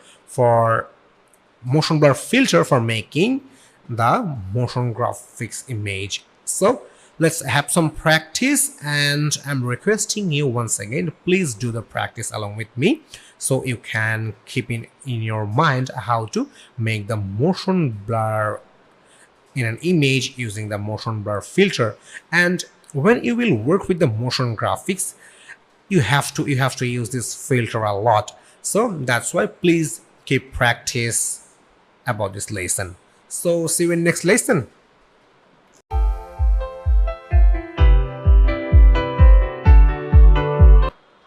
Hi. Right now we are going to learn about how to apply or how to create a dripping paint text effect in Adobe Photoshop. This is an amazing thing. So let's start the process for creating a dripping paint text effect in Adobe Photoshop. And that's why we have to create a new document, and that's why we have to go for the file menu, and here is the new option. So let me select this new option, and you can pick any preset from here. So as well as I am going to pick this web preset, that is 1920 by 1080, and let me click create. Okay, cool. So here is the document, and as we're going to create the dripping paint text effect, that's why we have to use the type tool for typing the text. So let's use the type tool. So here is the type tool, and right now we have the white color for our text color, and we do also have the white color for our background. But I don't want to keep this background white. That's why I want to add a rectangular shape in here, and I want to fill that rectangular shape with black color. So you can do that very easily. So here is the rectangular shape. Here is the rectangle shape, and you can use U for umbrella, U button from your keyboard as the shortcut. So let's use this rectangle tool, and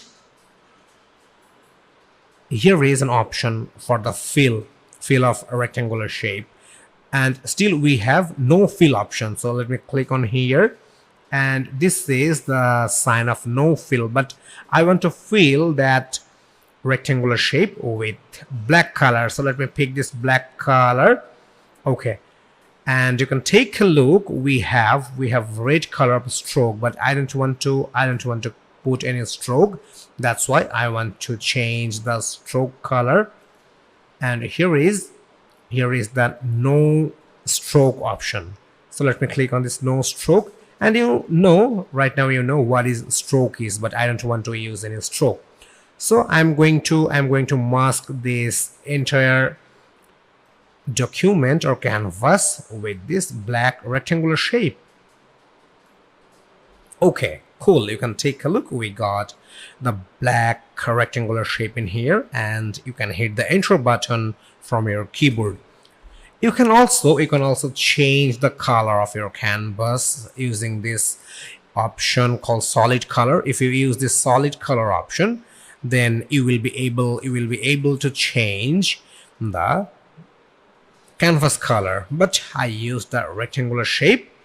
Okay, so now we have to use the type tool for typing the text.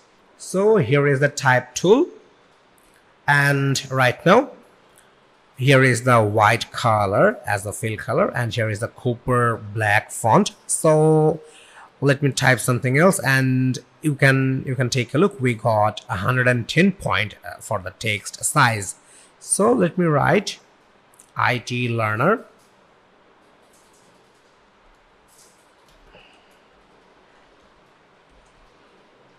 Okay, IT learners. So it seems the size of text is too big, and I want to reduce the size of text. That's why you have to select this entire text, and you can use keyboard shortcut like Control A button from your keyboard or Command A button from your keyboard, those who you are using Mac. So let me press Control and A button, and then all the text is got selected. And now from the text option or the text size option, I want to pick this 48 point. It seems a little smaller, so let's go with the 60 point. Now it looks much better.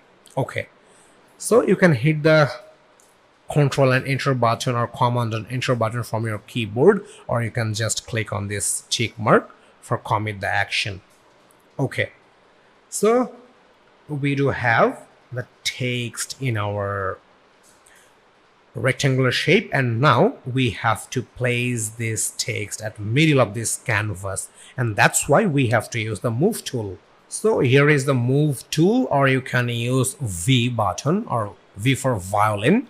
You can use this V button from your keyboard for using the keyboard shortcut. You can take a look. We got a pink line as the marking of height and width, and with this position we can make sure that we have the perfect placement of this text and a centered position. Okay, cool. So text placement is done, and now we will place another image to this canvas, and that's why we are not going to use open option. We're going to place an image from our exercise file, but we're not going to using the open option, because when we will use the open option from the file menu, then the image will be opened in a new tab, as I told you before, and that's why we have to use the place embedded option. And when you will use this place embedded option, that image will be placed inside your frame and you will have the image layer at here. So that's why I want to use this place embedded option. Okay, so from our exercise file, I'm going to pick this Raya Soderbergh unsplash image. So you just have to select this image and then you have to click place. Okay, it's a nice image of fruits, and let's place this image perfectly in here. Okay, cool. So right now I am going to place this entire fruits inside the text, and that's really amazing. That means these fruits are going to place inside the text.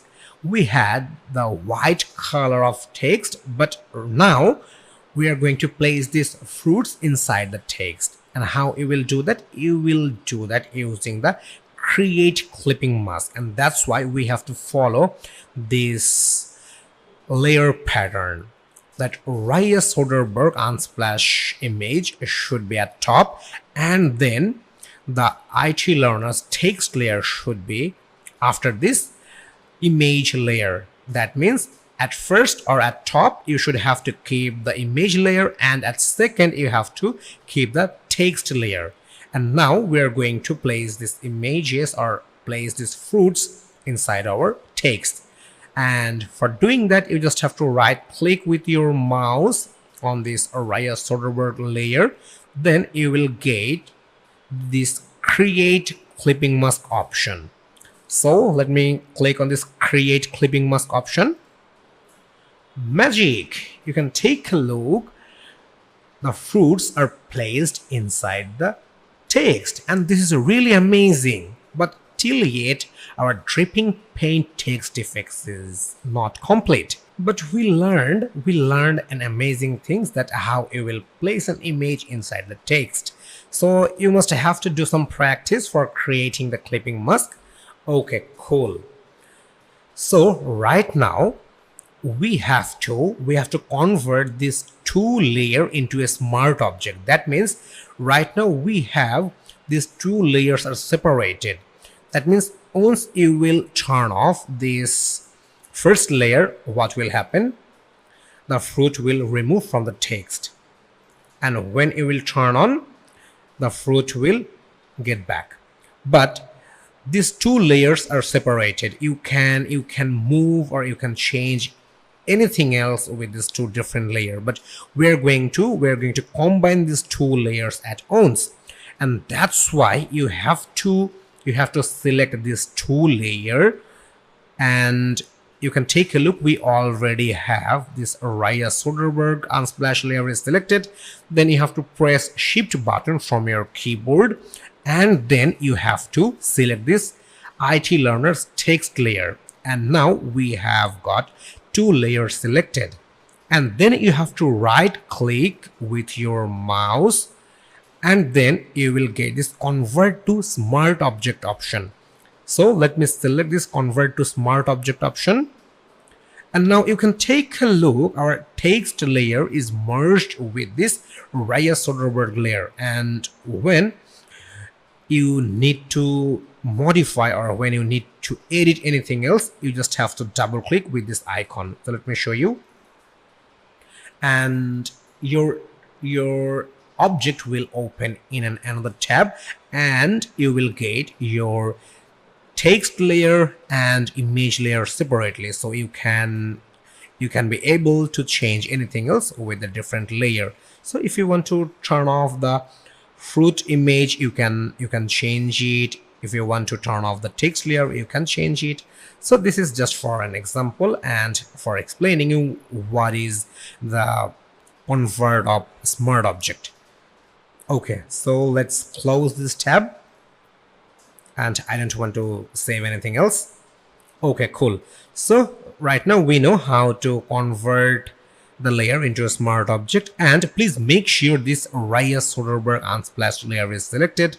And now we will use an amazing filter that's called liquify filter.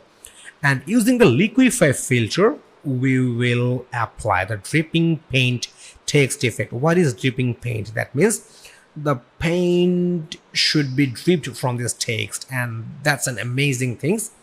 So that's why we have to use a filter menu. So here is the filter menu, and here is the liquify option. So we're going to use this liquify option. So let me select this one. Okay, here we go. You can take a look. Here is the settings, and here is the pop-up for changing the liquify filters. And you can take a look. I got the brush size in here, and you can change the brush size from the option. Here is the option for changing the brush. If you want to increase, you can increase the brush size. Then I have a huge brush, but I don't need this huge brush, so let's make it smaller. It seems too bigger. This seems really very smaller, only 9 pixel. Okay, 27 seems good. Okay, so we got our brush tool size, but 27 seems a little bigger for this text size, and that's why I want to go with the 22. Okay, right now we have the perfect brush size. Right now we are going to change the style of fruit inside the text, and that's why I'm going to use this forward verb tool, or you can use W button from your keyboard. So with the using of forward verb tool, we are going to change the style of this fruits image inside the text. So let's use it. Okay, you can take a look. When I'm using this forward verb tool, the style of the text is changing. Okay, so let's change the style of the text.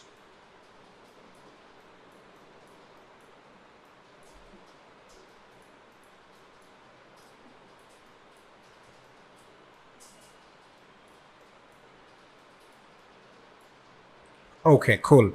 So you can take a look. We changed the style of the fruit image inside the text, and now we will create the dripping paint effect. That means the paint will be dripped from the text, and for that we also use this forward verb tool. So let's start the process. So you have to place your mouse at the text, and then you have to use your mouse for making the dripping paint effect like this way. Okay, So let me make another dripping effect from T. Let me make it at I. Let me make it at here. Let me make it at here. Likewise L. Okay, let me go with this one.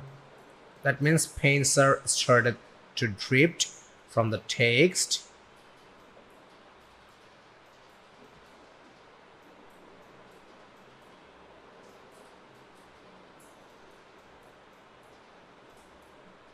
You just have to use your mouse for making the dripping paint effect.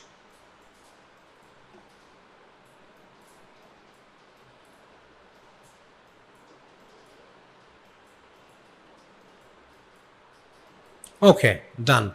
We have different type of dripping paint style in our text.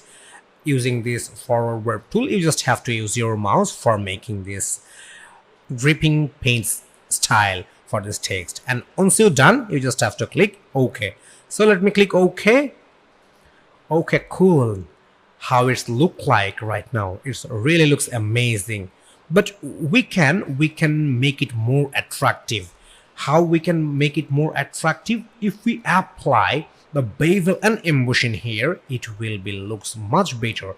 Now you can take a look. We got a dripping paint effect. That means the paint is dripped from the text, but when we are going to apply the bevel and emboss, it will have a 3D view, and then it will look more attractive. So let's apply the bevel and emboss to this text, and you know where you have to click. Yes, you are right, you have to go for the effects option, and then you will get this bevel and emboss option.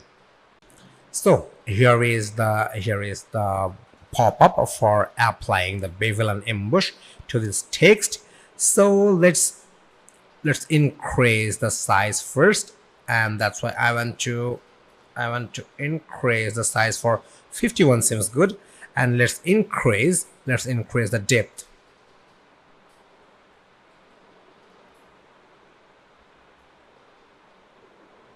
Okay, now it looks good, and let me increase the soften. Okay, can we change the depth?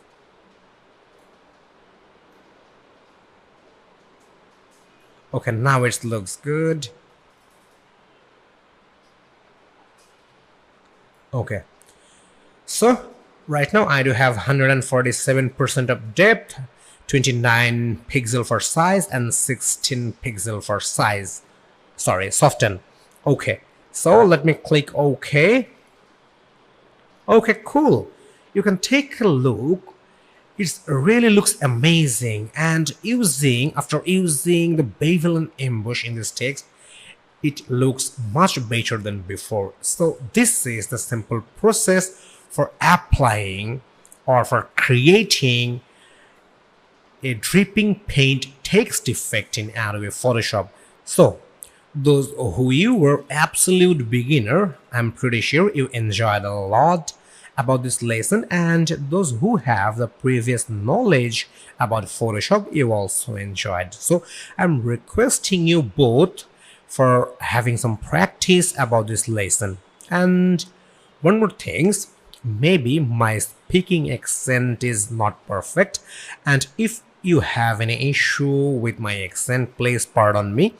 And if you are not understanding my accent, then I'm requesting you, please follow the steps where I'm clicking, which tool I am using.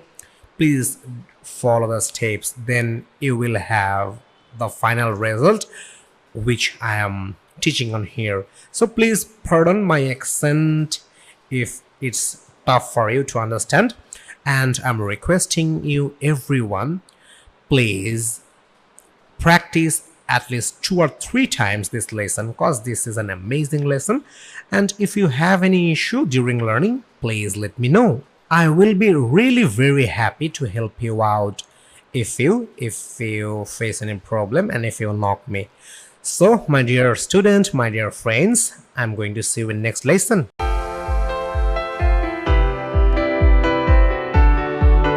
Hi. In this lesson, we are going to learn about how to retouch eye in Adobe Photoshop. And this is an amazing lesson, and we're going to introduce with a tool. And with the tool, you can retouch eye, teeth, as well as and anything else. So let's start the process for retouching eye in Adobe Photoshop. So as you know, we have to open our exercise file for retouching eye, and that's why here is the file menu, here is the open option, and inside our exercise file you will get this Austin Wade unsplash image. So you just have to select it and then you have to click open. Okay, here is the image, and I want to duplicate the background layer, then we can compare between before and after at later. So let's duplicate the background layer, and let me write eye retouch. Okay, so let me click OK. So here is the eye retouch layer, and let me zoom in this image, then we can have the clear view of this eye. So for zoom in, you can press Ctrl and plus button from your keyboard, or if you are using Mac, then you have to press Command and plus button, or you can use this view menu, and here is the zoom in option. Let me zoom in once again.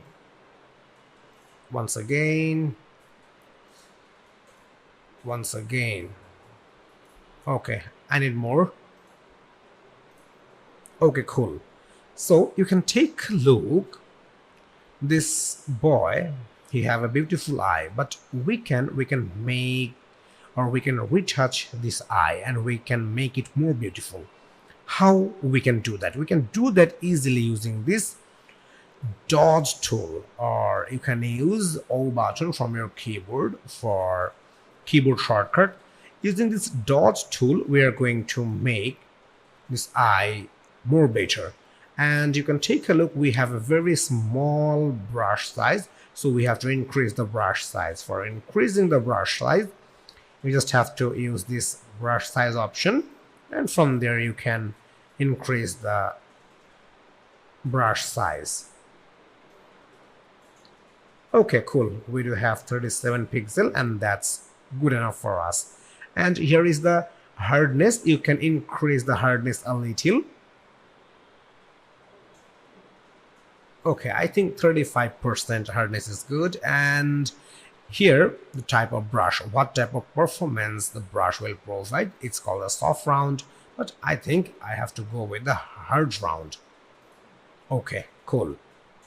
So let me click on this empty space, then the pop-up will be disappear. So let's start with the right eye. So here is the white area, and we are going to making more white. So using this dodge tool. Okay, cool. You can take a look. We got the more white part. Okay, now it looks much better. And let's make some shine in this eye as well as left eye. Okay, nice.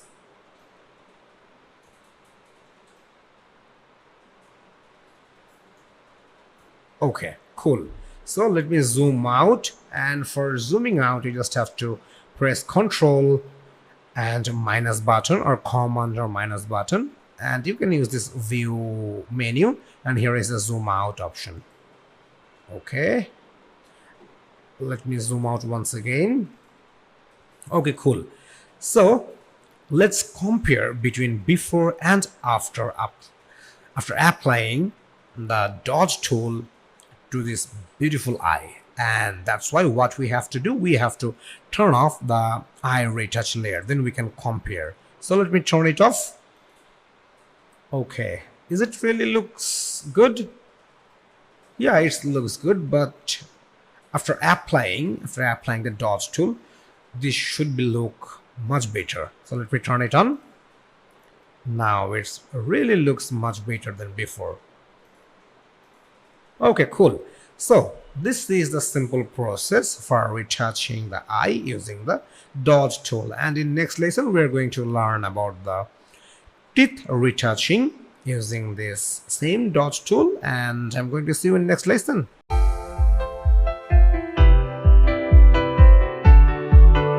Hi. Right now we're going to learn about how to remove bad spot from the skin, and you can call this lesson as a skin retouch lesson. So we are going to learn about how to remove spot from the skin. So let's take a look. And for practicing or for learning, we need to open an image from our exercise file. So here is the file menu, here is the open option, and inside our exercise file you will get this Hosin Ensib Unsplash image. So you just have to select it and then you have to click open. Okay, here we go. You can take a look.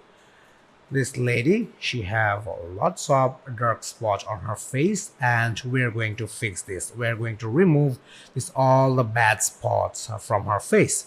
So let's start the process. So at first I want to duplicate this background layer, and in the new duplicated layer we will fix this spot. So let's follow the steps. For the duplicating layer, you just have to right click with your mouse on the background layer, then you will get this duplicate layer option. And let me write spot healing. Okay, spot healing, and let me click OK. So here is the new layer, and we're going to work in this new layer. For removing the spot from our face, we have to use the tool. And the name of this magic tool is spot healing brush tool. So where you will get this spot healing brush tool inside the toolbar. You will get the spot healing brush tool inside this patch tool. So you just have to right click with your mouse on the patch tool, then you will get the spot healing brush tool. So let me select it. Okay, cool. So when you will select this spot healing brush tool, you will have an option called type, and you have to make sure that the type is enabled with content aware, because right now we do have enabled with proximity match. There is a create texture field also available, but we are not going to use this tool. We are going to use this content aware type. So please make sure this content aware type is enabled with the spot healing brush tool. Okay, so let me zoom in the image. Okay, you can take a look, lots of dark spot in her face. So with the spot healing brush tool, I'm going to remove all this spot, and that's why you have to place your mouse cursor at the spot, and then you have to click with your mouse once. You can take a look, the spot is gone. So let me clean all the spots.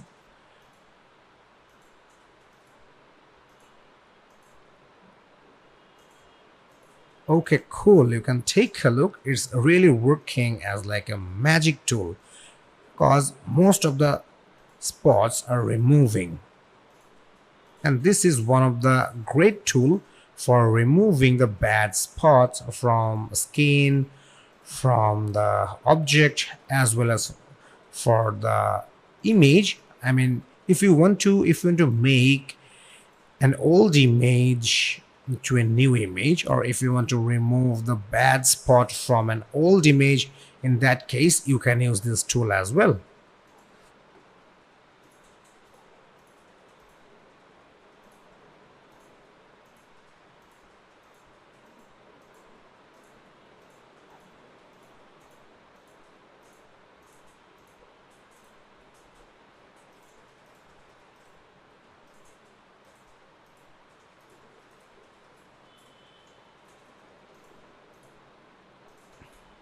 Okay, you can take a look, all of the spot from the nose and from the right side of cheeks, it's gone.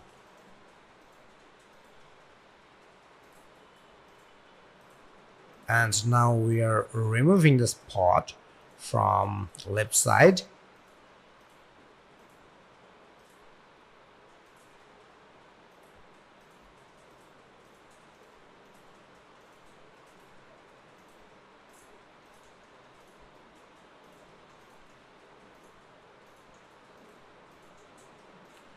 Okay, cool. So the simple process, you just have to place the spot inside your spot healing brush tools, and you have to place with your mouse cursor, and then you just have to press the left button from your mouse. So let's compare between before and after. So we used the spot healing brush tool at spot healing layer. So let me turn it off, then we will get back the original image with the background layer, then we can compare between before and after. So let me turn it off. Here is the previous image, and this lady has tons of bad spot or dark spot on her face, and after applying the spot healing brush tool, how it look like? It looks like a magical tool that is applied and all the bad spots are gone.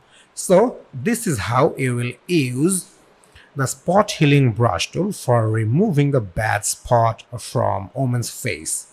So let's have some practice, and I'm going to see you in next lesson.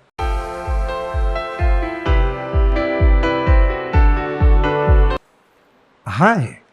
In this lesson, we are going to learn about how to retouch teeth in Adobe Photoshop. And in last lesson, we learned about how to retouch eye. It's almost similar process. So let's focus on how to retouch teeth in Adobe Photoshop. And that's why we have to add an image from our exercise file. So here is the file menu. Here is the open option. And inside the exercise file, you will get this Jellicky Venotagem unsplash image. So you just have to select this Jellicky Venotagem unsplash image, and then you have to select open. Okay, here we go. A beautiful kid. She's smiling, and we're going to fix her teeth. And let's duplicate the background layer as like before. And for duplicating the background layer, you just have to right click with your mouse, and then here is the duplicate layer option. So let me write teeth retouch. Okay, so here is the teeth retouch layer, and I want to zoom in the image.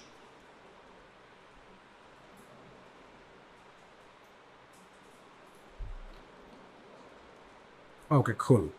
And I'm going to use the dodge tool once again. So here is the dodge tool, but now I'm not going to use this hard round brush, because if I place this hard round brush, then a strong spot will be creating in the teeth. That's why I'm going to use the soft round brush, and I'm going to increase the hardness a little. Likewise, 30% is good. And I'm going to decrease the size of brush. Okay, 18 pixel seems good. Okay, so let's start with the dodge tool, and you can take a look. A white effect is applying on the teeth.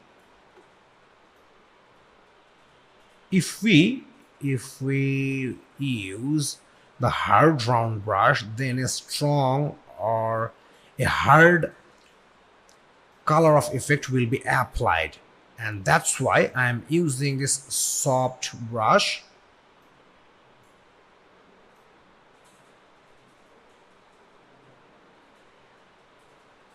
Okay, cool.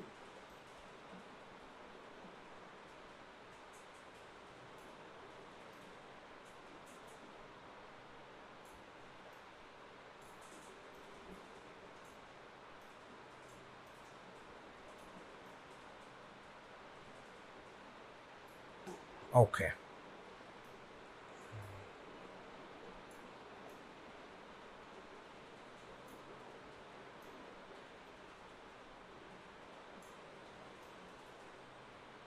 Okay, so let me zoom out the image. Okay, cool. So let's compare between before and after. So let me turn off the teeth retouch layer, then we will get the previous view of this image. So let me turn it off. Okay, here is the previous image, and after applying the soft round brush along with the dot tool, how it's look like. Now the teeth looks much brighter than before, and the yellow color is removed from the teeth.